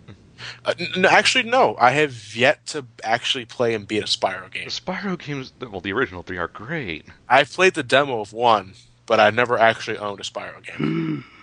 No. I've only ever played the isometric Game Boy Advance Spyro Those games that suck. suck. The original three, Yeah. much like Crash Bandicoot, the original three PlayStation games of Spyro are great. I hear many great things, but that's actually something I did not grow up with. But anyway, back to Mario 64. When I first played it, I ended up really enjoying. Obviously, when I first played it on the emulator, I was using a keyboard. That doesn't, yeah, and it doesn't exactly. That's give not you the awkward at best all. that doesn't give you the best experience. I'll say that right now. It wasn't until my cousin introduced me to Smash Brothers that he also had Mario 64, and then You eventually, need an analog stick. That's why the port to 3D to the DS sucks. Well, yeah. actually, the DS version was the first version that I played seriously for Mario 64, and I don't really remember like the D-pad and run button combo fucking me up all that bad because I did manage to beat the game. I mean, Something it plays fine, but If it's the first, it's a psychological aspect. If it's the first version of 64 you play, you'll get used to it. But if you're like me or Ryan, who played the game first with an analog stick, it's very fucking awkward. I it plays hate. much. No, dude, Johnny, have you tried playing it on a 3DS? Yes, I have. Oh, it and controls plays so much better. It controls a hell of a lot better with the analog stick. It's. I still don't like that you have to hold down a run button though. It's still better that's than something the that bugs original. me about 3D Land too, but we'll get to that. I don't know. It's just something about Mario 64 that bores me. I don't know if it's just sort of the level aesthetics because it's just sort of simplistic, and I can understand why it's simplistic. Dun, dun, Or if dun, it's the dun, soundtrack, because other than like the first overworld theme, I find a lot of Mario 64's soundtrack to be kind of forgettable. I love Dire Docks. I don't remember that Dire theme at Docks all. Is the At all. best water theme ever in Mario Yeah. history. No, Yes, it is. no. Yes, it is. No. Ted, what do you think is better, just for comparison's sake? Well, I can't remember Dire Doc, so automatically the underwater theme from Mario 1. Our underwater theme from Mario 1 automatically trumps it just because I can remember it. For the sake of memorization, you're probably right, but I didn't find it like calming or soothing. I just sort of found it boring. how do you not find Dire Duck soothing? It's just I found it. You could put that on when I go to sleep, and I'll be out in 5 minutes. And that, you know what they call But most by that point, the that song's do that, over. Ryan? Boring. It puts you to sleep. No, that's how calming it is. It's not a good way to convince me that it isn't boring. That's how calming it is to me. No, I know what you mean. I know what you mean. But look, I wouldn't say Mario 64's entire soundtrack is a home run. I agree. When I think Mario 64, the first three themes immediately come to head is Bomb Fields, Dire Docks, and Bowser's Road. Slide. And the slide theme. That's four. I mean, there's like a handful of themes that I like. None of them crack my top 10 Mario themes, mind you. And then the rest of them is just dull.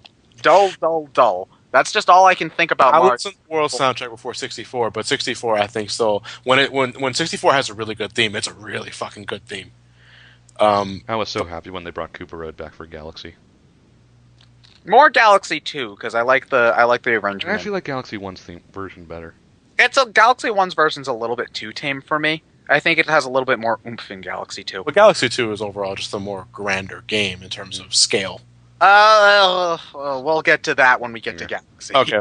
But 64 is, again, it's the same argument you can make with like Mario 1 for setting so many standards. There are obviously 3D platforming games that obviously refine the formula, but in terms of the foundation game, it's still pretty fun.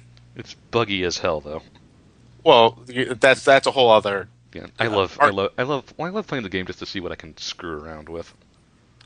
But as far as my history with games go, I played plenty of Super Nintendo back in the day, but it was 64 that really made me a gamer. I never grew up with a 64, so. I don't have enough memories with this game, and I don't connect myself with the history behind the game enough to really connect with the sort of the more basic aspects of it. Because I acknowledge its importance and all that, but it's just I can't get past the fact that other games have done what Mario 64 is trying to do much better. Yeah, I love 64 so much. Maybe if I played the same games you have, Ted, before I first touched 64, I'd probably be on the same boat with you. But I mentioned earlier that before I played Mario 64, I was already exposed to Crash Bandicoot. I played Gex 2, and I've sampled many other 3D games on like the PlayStation and all that. But when I finally got to play Mario 64, I still had a really enjoyable time. And I'll say I'm not saying that I hate Mario 64. I just kind of if there's a Mario game, I was still able to enjoy it regardless that other games did a better job. I don't hate it. It's just that if I'm going to play a Mario game. This is one of the last ones that I'll pick up. I'll play it before Sunshine. Yeah. Ted. Sunshine has Ted. Sunshine has different. No, Ted. No. It's not. Should we? Is there anything else we can talk about 64? Because we technically already did a commentary over it. Fun fact: the first person to beat King Bomb in Mario 64 and to get the first star we ever got was my mom. Huh. Is there anything else you guys need to say about it? Because we technically already did a commentary over it. My fastest speed time over 100% is about 6 hours 45 minutes, if I remember correctly. And that's what I will attempt to beat when I do my Let's Play of it. Good luck. Gura. Okay. I will practice the fuck out of it, and then we will do a race where I'll walk into the library and waste precious time. And Ryan won't wait up for you this time. Because I'm a jerk.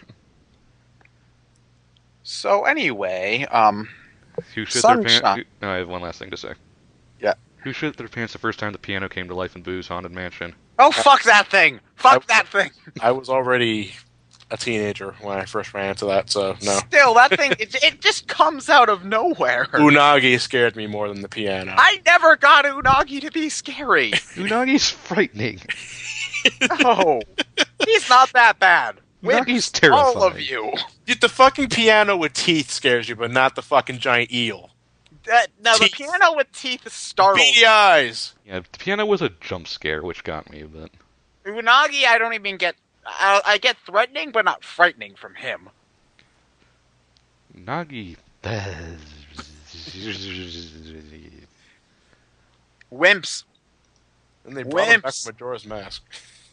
An undead variety. We'll get to that eventually. Eventually.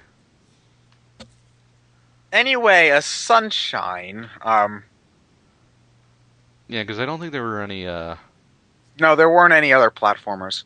No, well, there was Deluxe on the color, but We- that was a port. And there, I think some of the advanced ports had come out between then. Yeah, but again, those are No, just ports. I think Advance 2 came out around the same time. Yeah. No. Advance 1 came around the same time. No, Sunshine. Advance 1 was a launch game for the GBA in 2001. Hold on, I've got hold on. Super Mario Advance came out in 2000. Advance 1 and Advance 2 came out in 01. And Advance 3 came out just after Sunshine. Okay. So, Sunshine. Sunshine was actually Clean is better than dirty. and Sunshine neither was is- technically the first ever GameCube game I ever owned because I got it as a birthday gift before I had the funds required to buy the GameCube. I got my first GameCube in 2003. At that point, I was volunteering at the Philadelphia Zoo, and this was it's technically illegal, but I was a barback too at a nightclub that my aunt's husband used to own. My aunt's former husband is a really rich guy. He owned a few nightclubs here in Philadelphia, and I was technically a barback around that time. And I couldn't get paid obviously, but I could make tip money, and the tips were actually really good to the point. Whatever works. Yeah, whatever works. And besides buying John, Yu-Gi-Oh! you're under arrest. I'm the secret police. Besides Yu-Gi-Oh cards, I was able to invest in a GameCube with the help of some birthday funds, obviously. So, when I say Metroid Prime and Smash Brothers Melee were the first games I ever owned, that's because they're the first games I ever bought with my own money. Sunshine was technically the first GameCube game I ever owned. It's like similar to Ted's thing with opening the Luigi's Mansion manual before getting the game itself. I got Sunshine before I actually got a GameCube. But before then, I was able to sample Sunshine through my uncle's GameCube because I rented the game for the weekend because I knew I was spending the weekend at his house. And Yeah. for the most part, I enjoy Sunshine. It's not a bad game. It's by not any means. a bad game. And people seem to misconstrue what we say in the commentary for so. It's not a bad game, people. It's still a perfectly fine game. Just compared to 64 and Galaxy 1 and 2. I think part of me admires Sunshine a little bit more than I like Sunshine, because it's just sort of this design philosophy that happened around the GameCube and early, from the GameCube era to I think about like 2007, 2008. It was a time when especially Nintendo and Sega were trying a lot of new things, as stupid of ideas as they were. So let's give Mario a water pump and see how that works. Okay, let's go with it. I sort of admire that sort of design strategy where they'll try stupid ideas and see how they work. Let's give Sonic a sword, see how that works. Stuff like that. I think I admire Mario's Sunshine more than I like it. Because whenever I play the game, I usually end up frustrated by the end of the session. Because some parts of Sunshine are really bullshit. Yeah. Really bullshit. I think I'm sorry to interrupt you there, Aaron, but I think your admiration with Sunshine comes from that it's such a breath of fresh air in terms of design. Especially retroactively with Mario 3, Mario 3, Mario 3, Mario 3. Look, guys, we have airships in this game too. If you look around look at the games that I really enjoy and like my favorite games, they're sort of games that are sort of weird and off the beaten path. Says the guy who plays Shin Megami Tensei. Yeah. Well, some of Shin Megami Tensei, that's a different argument. But like stuff like Ace Attorney and Pikmin, stuff that's just weird and not really off the beaten path. When it comes to Mario, a lot of Mario is the same, not necessarily the same visual style and gameplay style. So I admire Mario Sunshine for just trying something completely new while still staying true to the center of a Mario experience. That doesn't completely make up for some of the frustrating as hell levels, but overall, I still enjoy Sunshine to an extent. My first experience with Sunshine, as I remember, this is around the time our internet wasn't shit, because, it wasn't dial-up. I Yeah. frequented a site called Planet GameCube, I believe it was called. And they I actually that had, rings a bell. yeah. And I remember they had screenshots from Space World 2000 of when Mario was just running around a barren, empty town, just to show that they were making it. So that was the first time I ever saw it. But the first time I played it was there was an old indie game store in the mall called Electronics, etc. They had one of those preview discs with Sunshine on it, and that was the first time I ever played it. And then I got the game, and it took me a number of years before I bothered to get around to 100%ing it. I Fuck blue 100% coins. the entire game in one summer. Well, no, not one summer. Since I got the game as a birthday gift, that was late July. I spent August, the entire month of August, 100% in the game because I had the guide to go with it. So I knew where all the blue coins were at. I got all the shine sprites, and then before Labor Day, got that last shine sprite. Beat Bowser. Got that postcard. Thanks, Nintendo. When it And comes, ladies, that does something to you, Yeah. ladies and gentlemen. You ever had that game where you worked your ass off to get 100%, and then that award you get is worse than bragging rights? That's what Sunshine did to me. Yeah, I'll always have nothing against the game itself, but I'll always just have a bit of a grudge against it because of that. when it comes to memories with me and Sunshine, it's not even getting the game because I'm sure I got it for like a birthday present or something, or finishing the game, or even really playing the game. It's one point in the game. It's that one level in Peanut Park where you have to climb up the back of the Ferris wheel with all of the grates and all of the electric Koopas.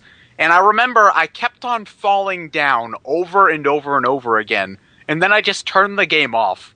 That's the only real distinct memory of playing Sunshine, and that's always the point where I stop playing the game whenever I want to do another playthrough. No, I remember getting Yoshi for the first time in 3D, which was pretty cool. I remember the Chuckster level. Fucking Chuckster level. No, one of the ones I remember the I remember the most. Sandbird as well. Not the Sandbird. It's one of the Yoshi missions where you had to regurgitate juice on these fishes to make them specific types of platforms. Oh, is that Rico Harbor? Yeah, it was in Rico Harbor. Yeah, I think it's the seventh one. It's the extra I mission. fucking hated that one because for some reason Yoshi's a fucking aquaphobe in this game. It moves to a tropical island, evolves to hate water. What? Darwin! How does it sweat? Uh, It sweats juice. Oh, that's kind of gross. But yeah. All in all, Sunshine is still a fine game. I would even recommend it to you guys if you're into 3D platformers and such. It just don't bother getting all the damn shine sprites. just do enough to beat the game. Yeah, I think that playing it to 100% really causes a case of fatigue. Because in there's a Sunshine, whole lot of I think Sunshine, worst of all, yeah. Yeah. there's a whole lot of faffing about, like getting fruits to specific people, and there's so many red coin missions. And then like you have to do multi-step procedures just to unlock a platforming section that'll eat up all your lives. And then when you have to try it again, you have to do all of the stupid bullshit in order to just try the platforming section again. This is the last game to have red coin missions. Thank fucking God. No, but they were replaced with purple coins, which I think are even worse. No, but because well, as we're going on this galaxy in a second here, the one thing I love about the purple coins in comparison to red coins is that you're only playing a section of a level with purple coins. They're usually that, or it's just a path you have to complete. Yeah, it's just one straight path that you have to follow. That's all you have to do. At least in 64, every red coin mission was technically optional. It's true, but purple coins beat the hell out of red coin missions any day because red coins they're scavenger hunts, and I don't like scavenger hunts. In the 3D Mario games, anyway. But the levels aren't designed around the scavenger hunts. Well, though. more so in 60. They're more so designed for that in 64 rather than Sunshine. Sunshine. In Sunshine, there's no rhyme or reason to where they place them. They're just thrown in random spots. You know, Friggin' red coin fish in the well, eBay. that's just bullshit. Yeah. Fuck But, that level. Yeah, I was never really a fan of red coin missions to begin with, and I'm kind of glad they got rid of them after this game. So, anyway, like 64, we also did a commentary. Clean Oh, is for better Sunshine. than dirty. And dirty's meaner than clean. So let's all lend a helping hand, because Mario has to do it alone. Because I'm back home drinking that Red Bull. Mario doesn't want to take me on his vacation. Fine, I won't help him. Luigi sits in secret basement compartment. Writing up battle plans for when I decide to kill him. It'll most likely wear these pajamas on Tuesday. That's where I laced it with arsenic. Luigi, why is there a lick me sign on my pajamas? Son of a bitch, I thought it was odorless. That big nose, it's not just for show. He can smell 50 feet away. Luigi in our universe is so demented. Well, What do you think made him that way? Hey, Nintendo made that fucking Zawaldo Final Smash, not us. We're just running with it, okay? Well, that and Mr. L. Well, yeah, that's it. They did it first. It's canon. So anyway, are we just going to talk about Galaxy now? Is there anything? Oh, New Super Mario Brothers technically came before that. Why don't we cover all the... Actually, because I like Galaxy more than New Super Mario Brothers, why don't we just cover all the New Super Mario Brothers games now to get them done with? Because you might as well just put them all into one big pile. They're pretty much indistinguishable. Okay, so DS is blah, Wii's okay, 2 sucks, and Wii U's the best Okay, one. if you want to I'll play summarize- I don't know which one I like better between DS and Wii, honestly. I like the Wii one a bit better. Part of me feels like I should like DS better because New Super Mario Brothers was new then, and Wii was just sort of a rehash of DS. Okay. Oh, actually, I just remember we put a bookmark in this. The Koopalings. You want to know why I hate the Koopalings? Because the Koopalings were what should have been the Bowser Jr. boss fights in New Super Mario Bros. DS. In New Super Mario Bros. DS, in every fortress stage you fought Bowser Jr., in every boss stage you fought a different boss, which had its own unique boss pattern. I liked the bosses in DS because it wasn't just the Koopalings and then the Koopalings again. You were doing unique things with each boss at the end of the Bowser world. Jr. fight sucked. I'm talking more about the main. He's just bosses talking here. about the main. He wished, because I'm completely with Ted on this one. The Bowser Jr. fights were never meant to be spectacular, but in comparison to the DS and the Wii game, I like DS's boss structure more than Wii's because you're right. You know, yeah, you had the fortress boss battle with Bowser Jr. in the middle of the worlds, but at the end of the world, you fought a unique boss at the end of it. You're not fighting a fucking Koopaling again. You're fighting a magical variation of your common mook, like a Goomba, a Piranha Plant, or a Monty-Mole, or something like that. You know, in the Wii game, you fight a Koopaling, then he says that doesn't fucking count, and then you fight him again. I feel like what they should have done is they should have emulated the DS's boss structure in Wii, but instead of having Bowser Jr. be your fortress boss, that's where you fight the Koopaling. Because then I would have been okay with that as long as they had kept original bosses for the boss castles. But no, they didn't. And it just really frustrates me when you're basically fighting the same guy twice. It's still worse in 2. I didn't even bother with... another... Reznor everywhere.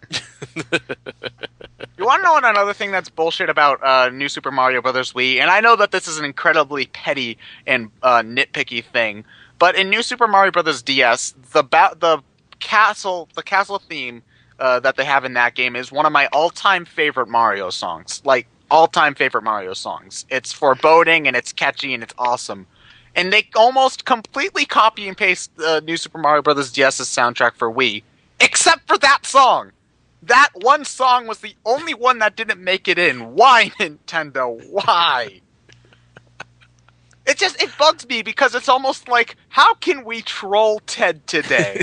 I know. Let's do Dubstep Dire Ducks. Whoop whoop whoop whoop dun dun dun dun dun dun whoop whoop whoop whoop. Actually, I'm gonna put that on as background music because that's one of my all-time favorite Mario songs. Well, back New Super Mario Brothers DS was it 2006? Or Yes. that's actually right, my bad. Um, I was definitely looking forward to it, because at that point it was a new 2D Mario game. Yeah, And when the hell was the last time we had one of those? We had Wilson's World, actually. yeah. Ports don't count. Yeah, and I count ports of course, but I enjoyed what I played. But even back then in 2006, I go, wow, this game's really fucking easy. Yeah. There is little to no challenge in DS whatsoever. It is probably the easiest Mario game you can possibly play ever. Yeah. Part of me didn't mind it so much when I first played it because, as you guys all know, I'm not the most competent gamer, and that was even more so back then. So, part of me liked having a Mario game that I could just sort of sit back and relax and play. Well, you did But you did need a roadmap to get inside a dungeon. Yeah, fuck you. Anyway, That was a slow burner. middle fingers. Anyway, as I get better at the games, though, I find that it's not so easy that I can just relax. It's just so easy that it bores me. And I guess there's sort of a difference between the two. Because, like, Kirby's a game that's easy, but I can just sort of sit back and relax and play. This is just easy in a boring way. And it's sort of an odd difference to make, but I still feel like it's worth noting. I know what you mean. There's comfortable easy and there's boring easy. Yes. And, I found it almost boring easy, unfortunately. I found it enjoyably easy, but then it's like, unfortunately, because when your first playthrough is so damn easy, you don't want to go back to it because you realize You're just going to blow through it again. you're going to blow through it again, and there's really no point. There's no. It's hard to explain because, while enjoyable, I think there are other Mario games that do a much better job, like World. I think that's the best way to put it, because there's nothing inherently wrong with New Mario. It's just, there's other games that do it better. Yeah. And that would, I'd feel a little bit less ambivalent to it if it were the only new Super Mario Brothers game. But no, they made like 6 more. And then that's when, same thing. You know what, hyperbole for emphasis. 2 years later, we got Mario Brothers Wii, new Mario Brothers Wii, which brought players into the 4th dimension.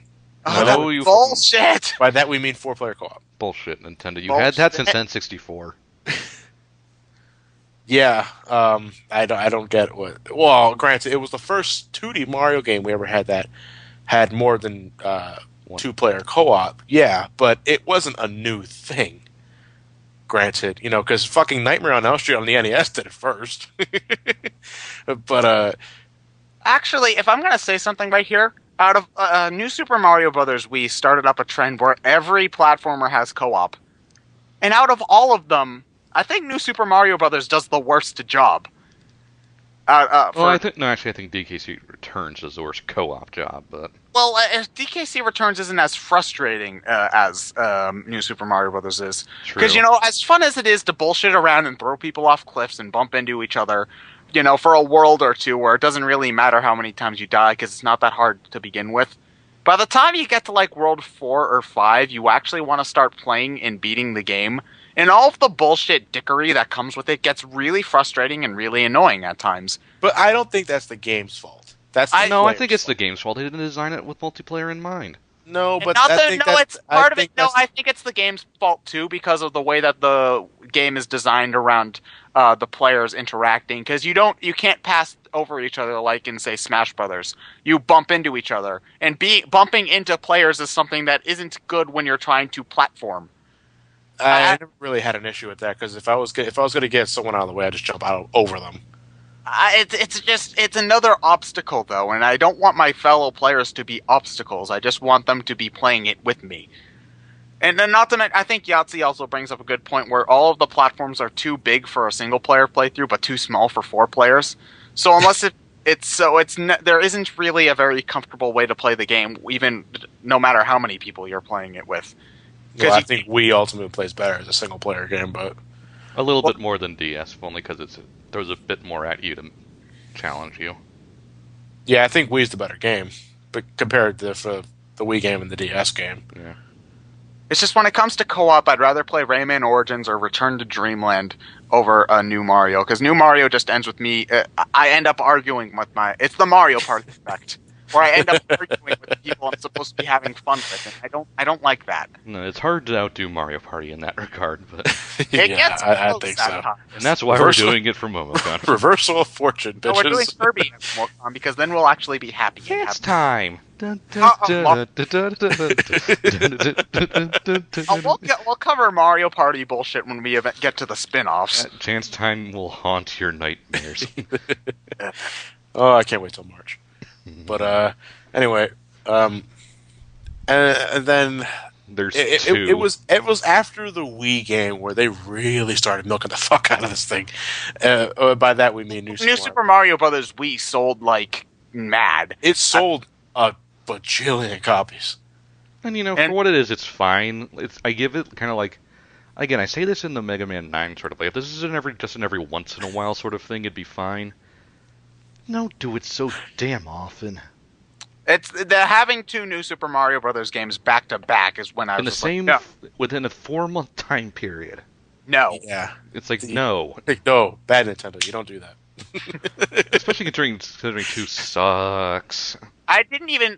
It's just having them released so often and with so little differences between them all. I don't have the motivation to beat Mario U, because I know people say it's the best new Mario game. I don't have the motivation to sit down and beat it because I know it's just the same. Even if it's better, it's the same stuff that I've already beaten twice before. And granted, I will agree with you on that one. But there's something Mario U has that I don't think any other new Personality. Mario game. Yeah, it has. A soundtrack. It has. Well, besides that, it has atmosphere, and it has. I think it has really good level design. I'm not kidding. I like Mario U is the best of the new series. If this was the sequel to Mario World and there were no other new Mario games before this, I'd be okay with that. But at the same time, you're right.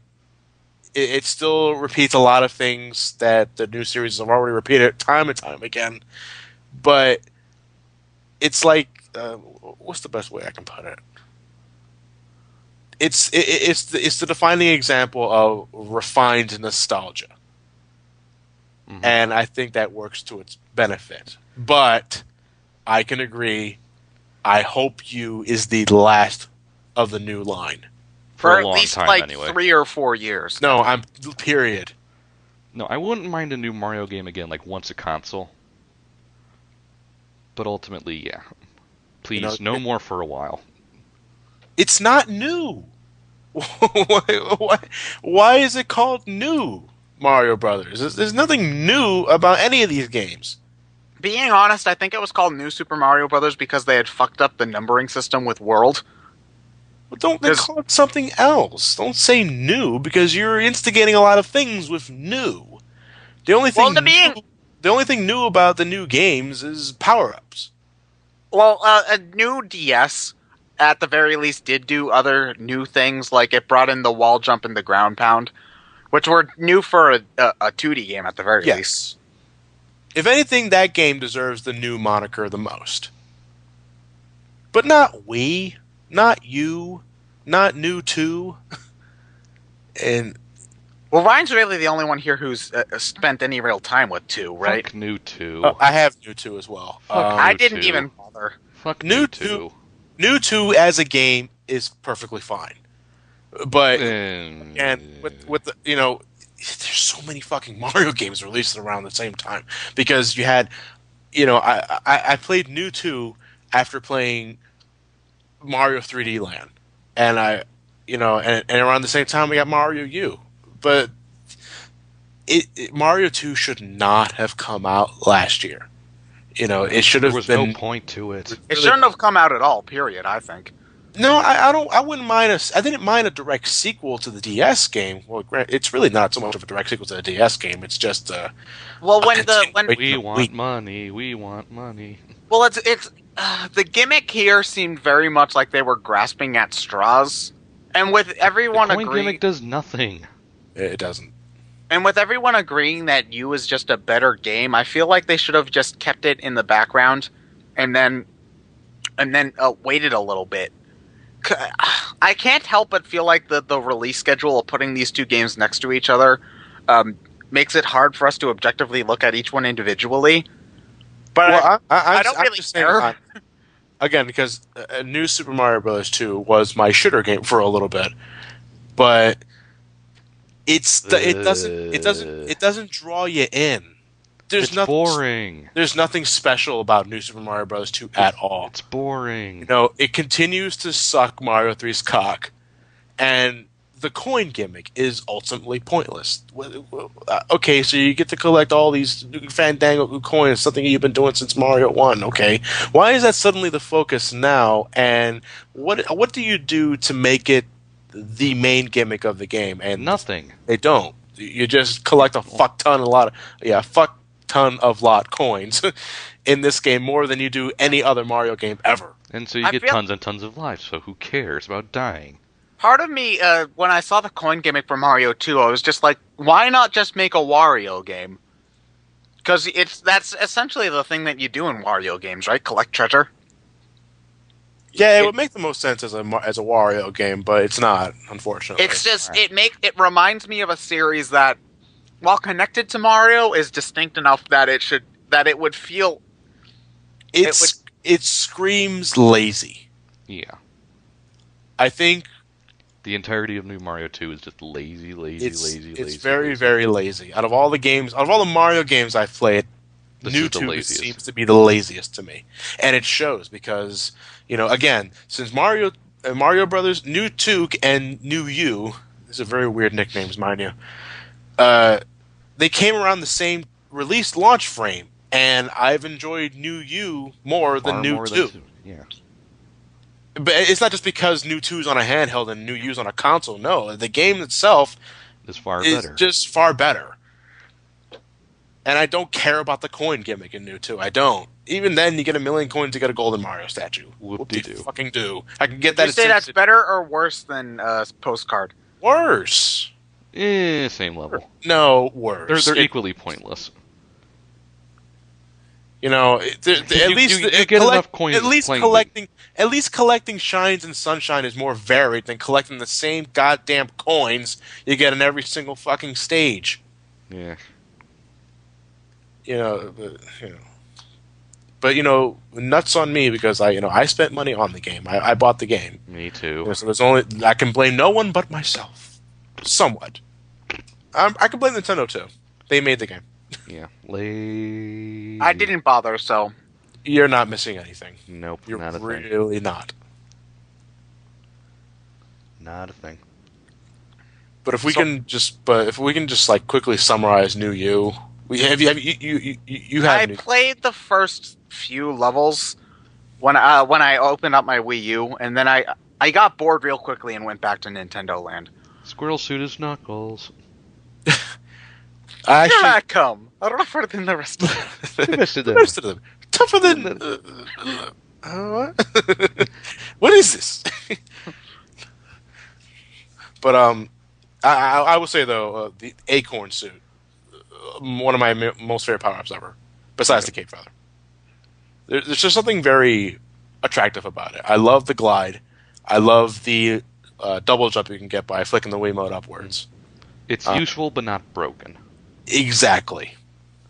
I think that's why I love it so much. I love the Fire Flower because it's projectile based, but in terms of just maneuverability, Acorn Suit I love it. One of the best power ups they ever introduced, besides the Cape Feather. But besides that, Mario U,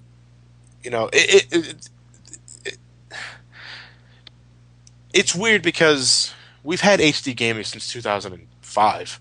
And honestly, it doesn't look any better. It looks slightly. Since Mario U, I've went back and I played Mario Wii for comparison's sake, and there is a difference. There is a big difference, actually, and not just because of backgrounds, but overall character sprites and all that. Well, not sprites; they're all 3D models, but the model quality. There is a huge ass difference. If you ever get the chance, do it yourself, and you'll see.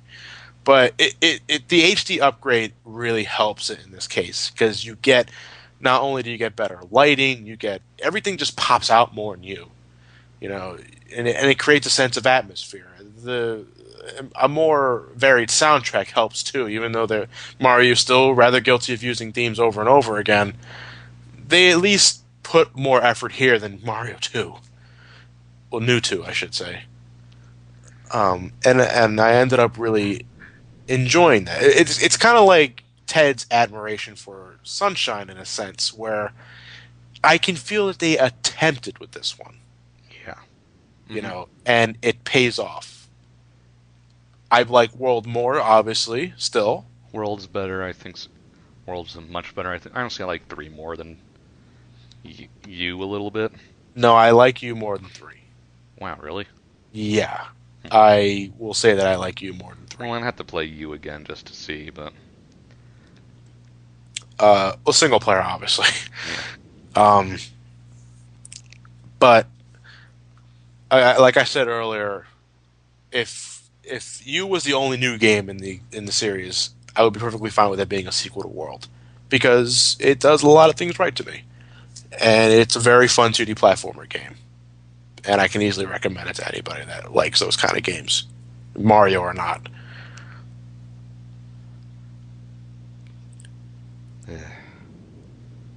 Okay, 6 seconds low. On to Galaxy. Yay! Okay, being honest, this is the one that I was looking forward to the most because out of all of the Mario games, I can safely say that Galaxy is my second favorite Mario game. Only lesser only to Thousand Year Door, which we'll talk about later. Favorite Mario game, 2D, 3D. Out of all the platformers, 2D or 3D, Mario Galaxy is my favorite Mario game. I like 2 a bit more, but we're talking about Galaxy, so. All right, Mario Galaxy. I got this on. I got that the day it came out. I got it. I got the weekend it came out. I got this again as a Christmas gift. And it's actually this is one of my most memorable memories. Memorable memories, distinct memories to come in the last couple of years for gaming, because there were 2 games that I got for that Christmas. One was Guitar Hero 3, and the other was Galaxy. And I wanted to play Galaxy. Galaxy, when it came to like E3 coverage, was one of those games that knew I was gonna get, but wasn't really excited about. Well, so Mario. yeah, because I have a pretty big fan. Huh? Did he drop? Ted has left the Galaxy. Ted died. Yeah, I had an orgasm. Dun, dun, dun, dun, dun. Oh, Lord. This has been a train wreck of a night. Break! Alright, sorry about that again. Ted, stop doing that. Sorry. So anyway, what was I saying? Playing Galaxy for the first time. I had an ear-to-ear smile plastered on my face the entire time I played Galaxy, and there are very few games that can get me that happy whenever I'm playing them. And it's the only Mario platformer that ever got me that excited. So This game makes my dick rock hard. rock hard. Game's amazing. I love Galaxy. If there's a Mario platformer that I'm going to go back to, it's this one. I bought. You go first, Ryan. I remember really liking the game for the most part. I really only have kind of 2 general problems with it. The first is that the game feels almost too schizophrenic at times. Because there are times where it wants to really use the gravity and space and, platform manipulation stuff, and then there are times where it's just trying to be 64 again. I don't really think it can't make up its mind. I don't really ever feel like it's trying to be 64, because if there's one thing 64 No, there are stars that feel like it's trying to be 64. The only area that I feel is 64-ish is the honeybee areas. Those are the areas where I get the most 64 out of it, but for the most part it's very linear. Like, there are a couple rooms that are shared, but you'll go off to one direction in one star, and you'll go off in another direction in that's another the thing. one. You're retreading the same ground, just going on a slightly different path. Similar to 64. Yeah. I feel I didn't get a whole lot of 64 out of it. Maybe it's just because there's a whole lot more variety in Galaxy. Like I said, that was just part of it that I didn't particularly like, because I couldn't decide whether I wanted to be purely this space gravity manipulation, or hey, let's I try and do things think differently. I think Sunshine may have something to do with that. You know, we wanna encompass all the things that made Mario 64 great, but we don't want to stray too far from the formula like Sunshine did. You know, we want to well, and by that I mean Flood. But Galaxy wanted to have its own identity with the whole gravity-based gimmick, but it didn't want to stray too far away from the 64 formula, which could explain the Yeah, that's schizophrenia with in terms of gimmicks. yeah. So that was part of it I just didn't like, and the other part is that ultimately I felt it was paced a bit weird. Explain. Well, you have 6 stars per level, more or Yes. less. Oh, okay, I'll agree that getting comets to go on specific levels is annoying. Yeah. Granted. So ultimately, you're kind of stuck doing whatever the game kind of lets you do. I'll agree 'Cause to that. you can't just kind of skip a star if you don't want to do something. Um, So if you're stuck on a mission you don't particularly like, there's not a whole lot you can do to just kind of bypass it. I will only agree to that for like the beginning, the first zone, the first dome in the game, maybe the second. By the time if you're completing every level that you run into, by the time you get to the second dome, you pretty much have every section of the kitchen unlocked by the end of the fountain, and at that point you can just pick and choose whatever stars you want to do. You can select worlds, but you can't select stars. Yeah. But then So- again, 64 kind of did that too. Sort of. Because you could only skip stars if you knew how to get stars that were later in the section. Sort Yeah. of. And you could kind of do that with Galaxy. Kind of. You can I just can I just think you can do that more with 64. You like having the option. Yeah. Because even though the game says, collect the 8 red coins, well, what if I don't want to? I just want to go explore the level and find something else. Well, you don't know that. Well, it's just like I think in the Bob-omb area, you can do the Chain Chomp level, the Chain Chomp star first if you Yeah. instead of the King Bob-omb I mean, one. there are exceptions. But you don't ever there are really- exceptions in 64. Don't get me wrong. I feel like Galaxy does a better job at the level specific stuff because it's just like you At the choose a level mission, specific you do stuff, that, yes. you do that mission. It's not putting you into an open world with like 6 stars, and there's only 2 specific missions that give you what you need to get that specific star. Yeah. That's actually one thing I love more about Galaxy at 64. Is like now, granted, I do love. I know where Ryan's getting at, where you have the option at least, especially if you are a 64 aficionado. But Galaxy didn't like to reuse the same world over and over again. It just put the star in a different location. I think it Galaxy. I think it did in a few of them, but not all of them. There's Well, not only all- a few levels that really seem similar. Like there's the palette swap of the one honeybee level, The Gold Leaf. Gold I Leaf. don't really like either of the honeybee levels, but like in Galaxy, like a good A Galaxy, you have the beginning star. Oh, there goes my mic. Okay, anyway, you have the opening where you have to go face. Dino Piranha was the first star in the game, wasn't it? I I believe believe. so. the first real mission other than Yeah, you always start good A in that central hub with the Octoroks. But I know they're called Electro Goombas, but they're fucking Octoroks. they're Octoroks. But Great. you always start in that central hub. You can call it that, but the star allows you to take a different launch star. So you're exploring something different of good egg each star. And I like that about Galaxy. You're not retreading ground too often. It's fresh. I like fresh.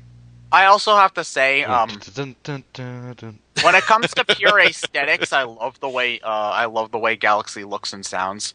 Amazing graphics, especially for such an early Wii game. And To be honest, Galaxy 1 and 2 are the only Wii games that actually look good to me. As much as I love No More Heroes, they just don't look terribly good.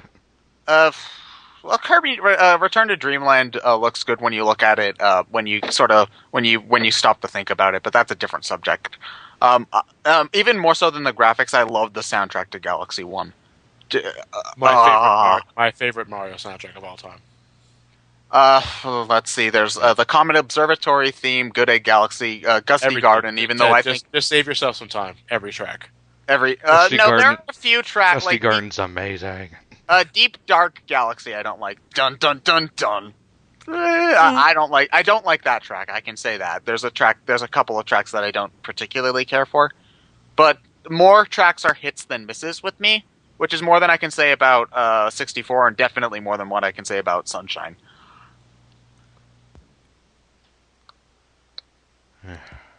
But oh, sorry, there I got my mic on mute there for a second. But yeah, like I've gone to say that I like Mario World soundtrack as a whole, especially considered it's all variations of one thing. But Galaxy as Dusty Garden's amazing. It's just I love Gusty Garden, Battle Rock especially. I love Space Dust. No, Space. Was it Space Junk?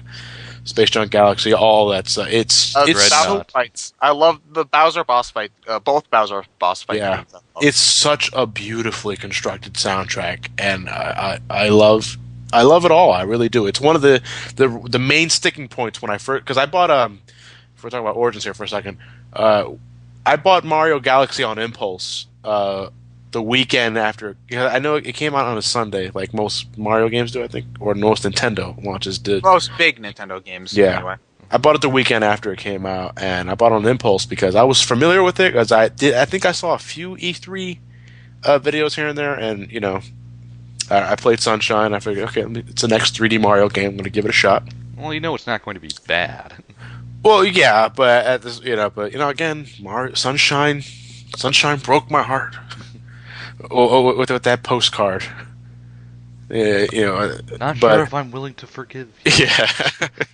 I flip over the back of the postcard. It says, I wish you could fuck off. I was like, what? No, that's not right at all. No, that John is like, smart. If you take him back, he'll only hurt you again. But so I bought Galaxy on impulse, and I spent the weekend on it. I didn't beat it in the weekend, but I had spent the entire weekend playing it, and I was in love. I was absolutely in love, though. I wouldn't touch anything else during that. It didn't help that Smash Brothers didn't come out yet, but it was close. Maybe that's why I bought it on impulse, because the Smash Bros. Coming out. I got to fulfill Mario. Sakurai. But yeah, I bought Galaxy specifically to fill the gap before Smash Brothers came out, and I fell in love. Absolutely, I love the graphics. The soundtrack immediately stuck out. I loved Galaxy's soundtrack so much that I couldn't wait for the official soundtrack to come out. They never did. Never came out in America because fucking Club Nintendo. No, it never came out in America, but they didn't stop me from downloading a game rip of it when it first came. Me too. No, you can't get game rips. You have to get the torrent version of the soundtrack. You have to get because the game rip has sound effects in it, and I was like, the music, but Bowser won't shut up. but it was, and to this day, I never done that for any other Mario soundtrack besides Galaxy. It's just, I have to contain this boner I have in my pants right now. I have to. If I say anything else, I might climax. Just giving that a warning there. But the game and the game. Oh, what were you saying, Dad? Continue your thought. Continue. There was it was a long time that I picked up and played a Mario game like this. I didn't want to put it down really, because before Galaxy, the only one I really had going for me in terms of the Wii library that was a new title was Metroid Prime 3, and Galaxy was just drawing me in with its level design. It looked so beautiful, and it was doing so much more for me than what Sunshine offered. Even though I still think Sunshine is a fine game. But it was doing more for me than what 64 did, too, because 64, while I enjoyed and I was able to do everything relatively smoothly, Galaxy was just so much more appealing. It's not as... well, first off, it's a pretty easy game. Yes. That might have something to do with it.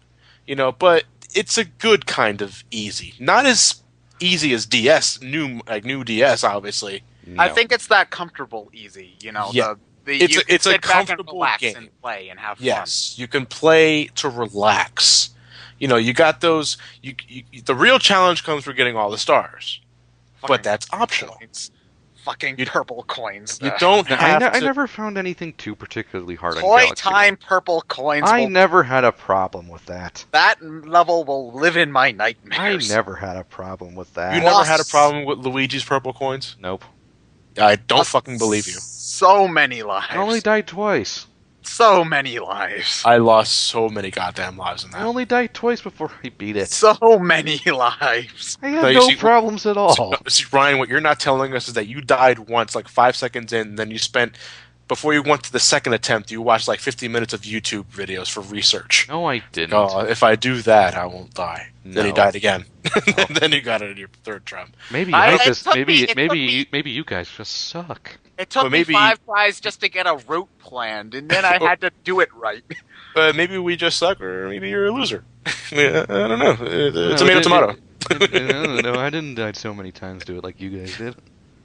Yeah. I'm doing hand gestures, but you can't see me. But I can't wait till March. no, I can't wait so much. I'm gonna punch you in the fucking face, and then you'll rebound off your hair, and you'll hit me with a fucking side swipe. Again, though, the real challenge from Galaxy came from the stars, the optional stars. But that's just what they were. They were optional. You didn't need to do that in order to beat the game. And even then, Galaxy's ending didn't change whether or not you had all 120 stars or not. You got an extra scene at the end with Paulina. Rosalina. Paulina is a fusion between Pauline and Rosalina. Fusion, ha!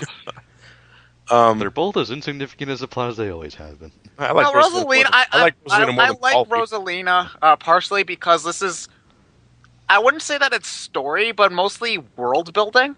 Because part of what makes Galaxy, through Miyamoto standards, has too much story. Fuck When you, that's Miyamoto. it, Let that shows that- sink in for a second. it's not really story but world building because not only I feel an actual attachment to not only Rosalina but the Lumas in the spaceship because you it's a satisfying feeling when you collect a grand star and it goes into the thing and then the lights come on, and not only does like the music get a little bit more upbeat every time you put in a star, but the lights get brighter. You see more Lumas flying around, so it gets more energetic, and it feels like you're making an impact on what's going on. And I love games that sort of build you up to that sort of feeling. And I also just like that they tried to make to give Rosalina a character arc and a reason to be there, and she's not just a princess sitting in a castle. For She's you the to see. only character ever in a mainstream Mario game to get a character arc. Yeah. Do that more, Nintendo. God And then damn it. Miyamoto thought that was too much story. Here, have Patrick Starr's even stupider younger brother. Yeah. I don't- Nintendo, for some reason, listening, tell Miyamoto to stay away from the stories from now on. As much as I like his games, he is not a good storyteller. No.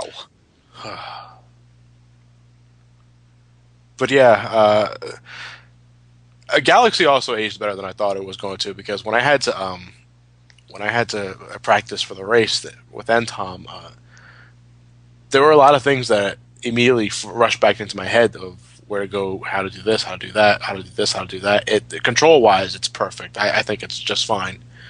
The only thing I kind of wish it had was the dive from 64. I don't think it's really necessary because I got into the. I like it because it just lets you move faster.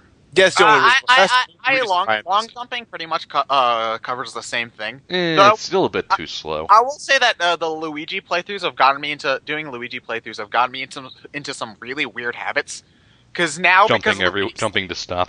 No, not jumping to stop, running in circles while I'm standing still, so I don't slide all over them. I do that as Mario now because I got so used to that during my Luigi runs. I don't know that if I stop, I'm going to get hurt.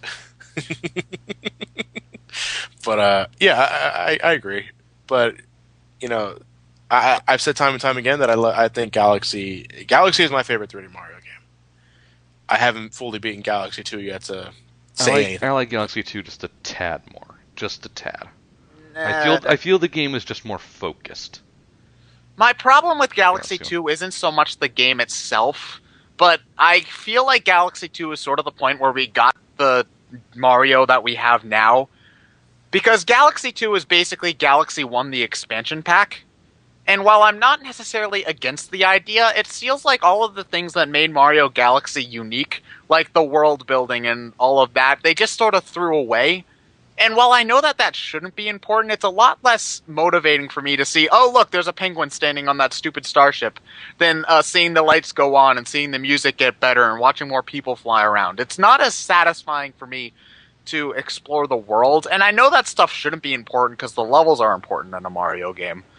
But I'm not as taking out the story stuff really makes me way less motivated to play. It also depends on when exactly do you play. I would not recommend playing Galaxy 2 immediately after Galaxy 1. Because, because Galaxy 2 is, in essence, is an expansion pack, like you said. And because of that, you start to get fatigued. A little bit. That's what happened with me when I first played Galaxy 2.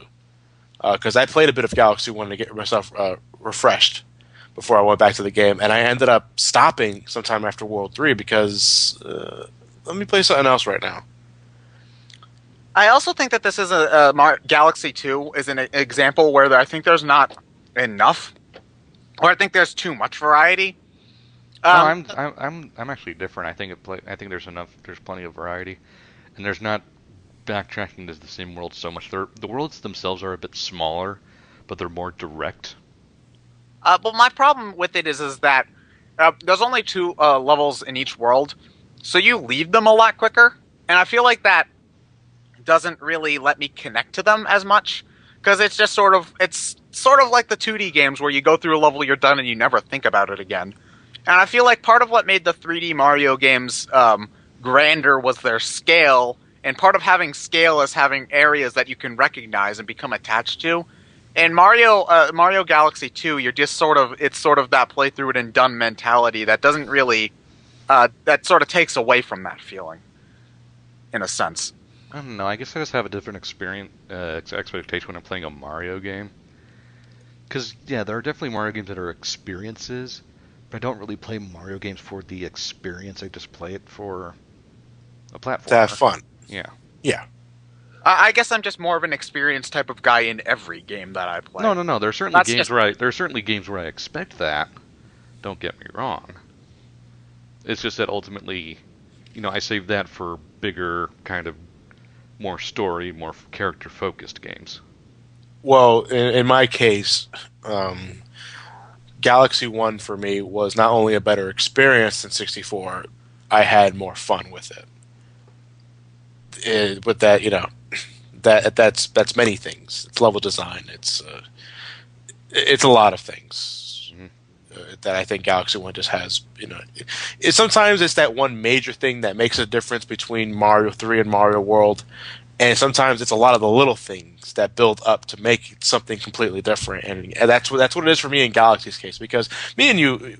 Anyone who's listened to this channel for a while, me and Ryan constantly bicker about what's the better 3D Mario game. Ryan insists that it's 64, and I insist that it's Galaxy.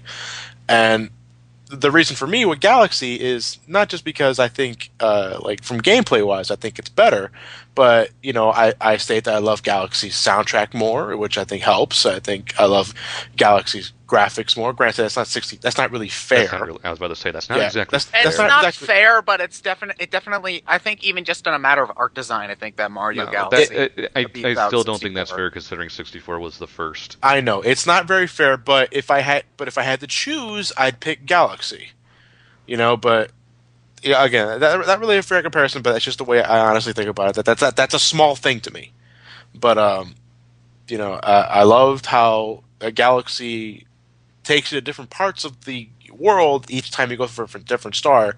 Though, admittedly, I missed the whole. I kind of wish it did follow. Was it Banjo-Kazooie or Tooie that allowed you to keep going? That both of them did that. Both of them did that, but since you usually end a Galaxy level in the middle of an obstacle course in the middle of the space, there's no real way to go back, so I don't mind starting a level over in Galaxy as much. It's 64 that I'd like to stay in the level and just keep on playing. Galaxy did a lot of little things to me overall to make it a better experience than 64. Although I will not, that I'm not calling 64 a bad game in any regards. 64 is still a great game. I'll just play Galaxy more before I play 64. My problem with Galaxy 2 just had more things that annoyed me, like Galaxy especially 2 is just harder in general. I like Well, that. I it's like that it was harder. I don't mind that it was harder because you had to play a little bit more. The green stars. I hated the green stars. That's purely optional, though. Not when there's a level that you unlock by getting all of them. It's purely optional. Not when there's a. It's purely optional, but if you want that 100%, you want to play that last level, you have to get all of them. Well, then I guess tubular isn't optional either. Well, no. Here's the thing. Here's the thing. If you're gonna get optional, if you're gonna get some of the green stars, you're gonna get all of the green stars. It's not like a secret level in Mario World that you'll find, and then you might not find the other ones on your way to the end. This is post-game stuff. If you're gonna go for them, you're gonna go big or go home, and they're bullshit. Green stars are bullshit. I wouldn't mind having one in each level, but some of them have like 3. I found them enjoyable in some levels and some not so much. I think it just depends more on certain levels. Would you find Green Star's scavenger hunting more annoying than trying to find a specific exit in Mario World? Yes. Yes, I would, because due to the nature of it being a 3D world, there's more to explore, and also due to the nature of the Galaxy game, if you go into the wrong launch star at the wrong time, you miss it, and you have to start all the way over from the beginning. The sort of inching around that you do it's the inching around you do in Mario World times 10. And not to mention that some levels are just completely unfit for this sort of scavenger hunting. Battle Belt. Yes, that one, worst example. Overall, I still enjoyed the green stars on the whole, but I agree there were certain levels that were really stupid with it. They needed to have less of them. That's the thing. 1 per world I would deal with, but not like 2 or 3. There were 120 total, weren't there? Yes. Damn. If you got 100% of the game, you ended up with 242 stars. 240. Oh yeah, because of there's 2 in the. Yeah, Grandmaster Galaxy was hard but satisfying hard. Yes. I think it incorporating Galaxy 1 soundtrack helped. When you're doing the Grandmaster, when you're doing the perfect run, was it? Yeah. Yeah. It starts playing Galaxy 1 music, and that did something.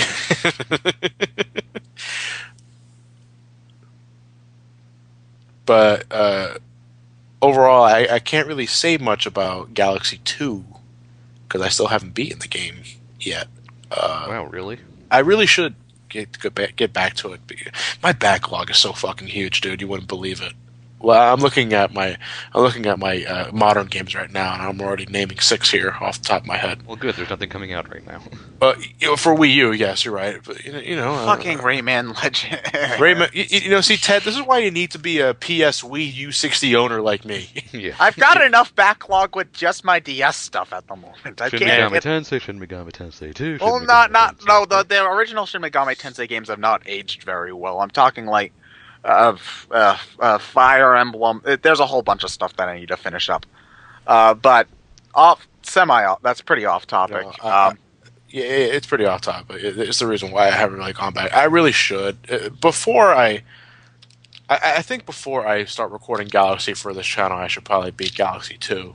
Maybe not. I'm not sure. But that is the next 3D Mario game we're doing, which I need to. And I don't actually need to practice that much thanks to the end time race. Well, it's not like you're racing anyone. No, I'm not racing anyone, but I do need to practice the first tutorial world. I'm terrible at that. What, first level? No, find those 3 fucking bunnies. Oh. Yeah. That's where you lost the race, man. I told you it was in the pipe. But nobody listens to Ted. That is where you lost the race. It is where I lost the race. You're right. But I always hated that. I always hated that part. Because even though you swear you memorize the locations, there's just something about the angle of how the camera is, and you're thrown off. That's what happened to me anyway. That's my excuse, and I'm sticking to it. Sure. But anyway, Yeah, you see, this is a good idea. You see why we only made this a main series retrospective? How long are we in? Too damn long. Too damn long. Okay, You well, see- we've only got one main platformer left. 3D Land, is that the only one left? Yep. I Okay. believe so. 3D Land, which admittedly wasn't as bad as I thought it was going to be Nah. in terms of To be honest, it's aged better because of New Mario 2. in comparison, it's better. 3D Land, I feel like, again, it's sort of a scale problem. Because once you go to space, everything else just seems lame in comparison. Next we go for God. Oh no, wait, we have that one too. Fuck. I think 3D Land is guilty of having the most annoyingly catchy overworld theme ever in Mario history. Because at first, I hated the overworld theme. Dun, dun, dun, dun, dun,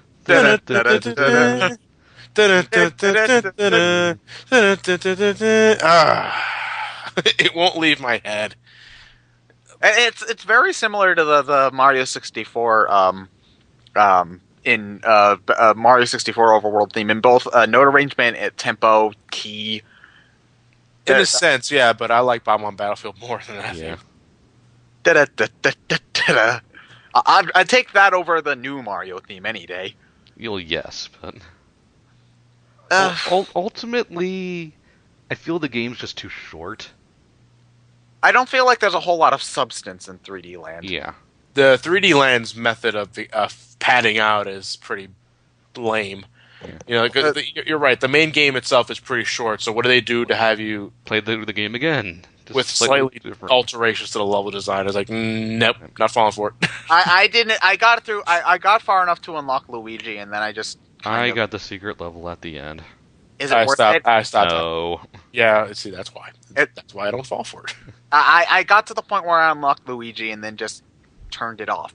I stopped after I unlocked Luigi and beat the first dry Bowser battle. So I just didn't have motivation to. I beat every level with both game. characters. I got every gold flagpole. I got max lives. And I did all that shit. So you liked it enough to beat it 100%. Yeah. Okay, I think the game is fine. I just think each level's too short for its own good. I also feel like, again, it's the Mario 3 thing, where even by this point we were sick of the motif. We were sick of the Airships. We were sick of airships. Sick of yeah, in a sense, it was Mario 3 3D. Yeah. Try wrapping your head around that. But I was so pissed when they didn't call it Super Mario Land 3D. yeah, that would have made the most sense. Yeah. But in a 3D Land in itself makes sense too, because it's technically, yes, it's a portable Mario game. It has to have the Land moniker unless it's a new title. But you know, it's Mario's first 3D portable game, isn't it? Yeah. So it's new. You know, so obviously it's Super Mario 3D Land. So it's like Super Mario Land, only it's obviously three-dimensional. Super Mario 3D Land. I think the name makes sense, but I can see what you also mean, Ryan.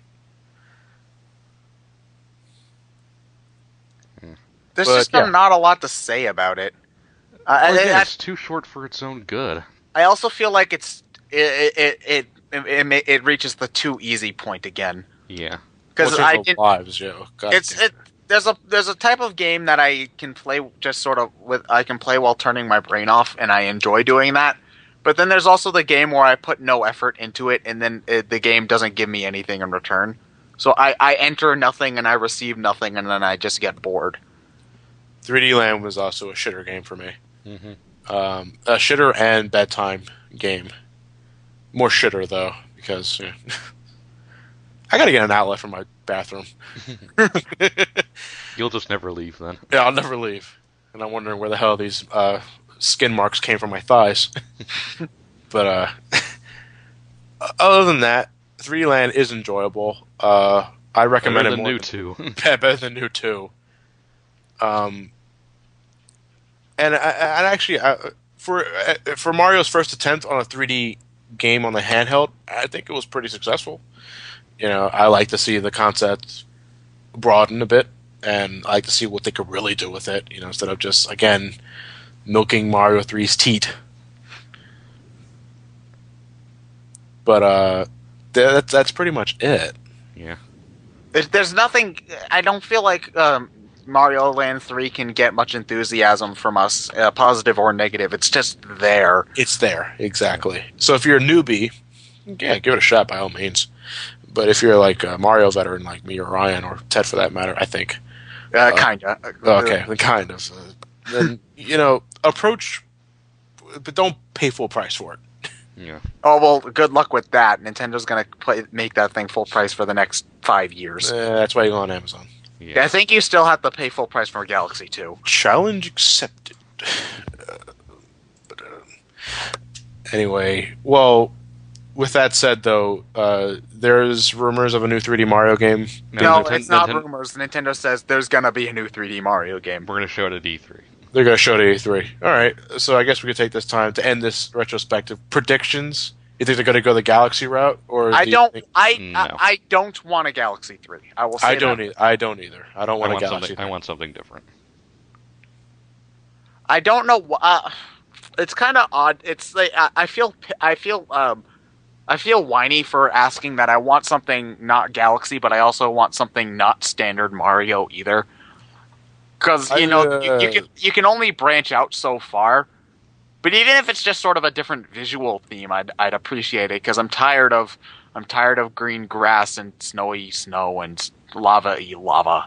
You want it to break the chain. I want it to break the chain. Because you get one of those every once in a while with Mario, but they're not very often. And it's the Mario games that break out that I tend to appreciate the most. New Super Mario 64 U 3D Land. U. Sunshine. Just another U, just for added measure. New Super Mario Brothers 3D Land U Sunshine 64. HD Galaxy. Deluxe Turbo Edition. Yes. In 3D. Stereoscopic 3D, of course. But Turbo. yeah, I'm. I don't want another Galaxy. Yeah, I'm right with you on that. I want something a little more expansive with the 64 formula. Yeah, I'd like to see a more 64-ish theme game just expanded upon.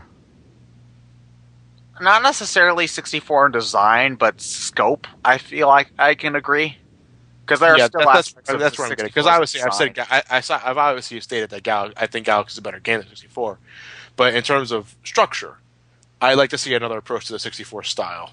I like them to bring back Yoshi like they did in Galaxy 2. But I want some power ups. God damn it, that mean a thing. Because Galaxy 1, I love it, but I hate that they nerfed the Fire Flower in that game. I didn't really like the Ice Flower that much, besides the ice skating, and I hated the Spring Suit. I think we can all agree with that. The Galaxy series power-ups were pretty much just level-specific gimmicks. I don't know why people. Yeah, it was one thing that always bugged me. I was saying, oh, the power-ups in Sunshine not Sunshine, in Galaxy are so much better than 64. It's like they're just as situational and gimmicky. They're there to. They just appear more often. Yeah, they appear. I feel like they add more variety to. But they're just as situational. You also don't have to go through bullshit to unlock them, too. I think 3D Land actually did better on that. Yeah. 3D Land used power-ups right. So I would actually like to see that with the new 3D Mario. Bring back power-ups, but don't make them situational. Just make them like a reward for something, or, make it something to make your journey fun or easier, you could say. That's one thing I think 3D games nowadays are lacking, that kind of stuff. I feel like they should do something like they did with Mario 64 DS with the multiple characters thing. Because I'd like to see Luigi and Wario playable in a 3D game. Yeah, actually have differences, not just playing the same game over again.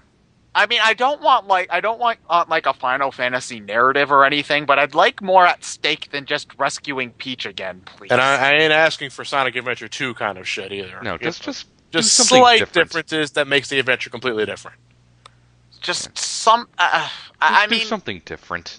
Some games need a story, and some games don't need a story. I don't feel like Mario needs like Shakespeare or anything, but I need something to motivate me more than the same bullshit over and over and over again. Once we get to Galaxy 2 and I record that game, I'm just replacing Peach's face with a ham sandwich.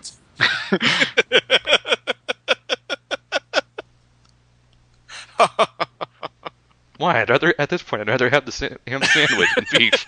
I could fight for a sandwich. Why? It doesn't work for me than Peach.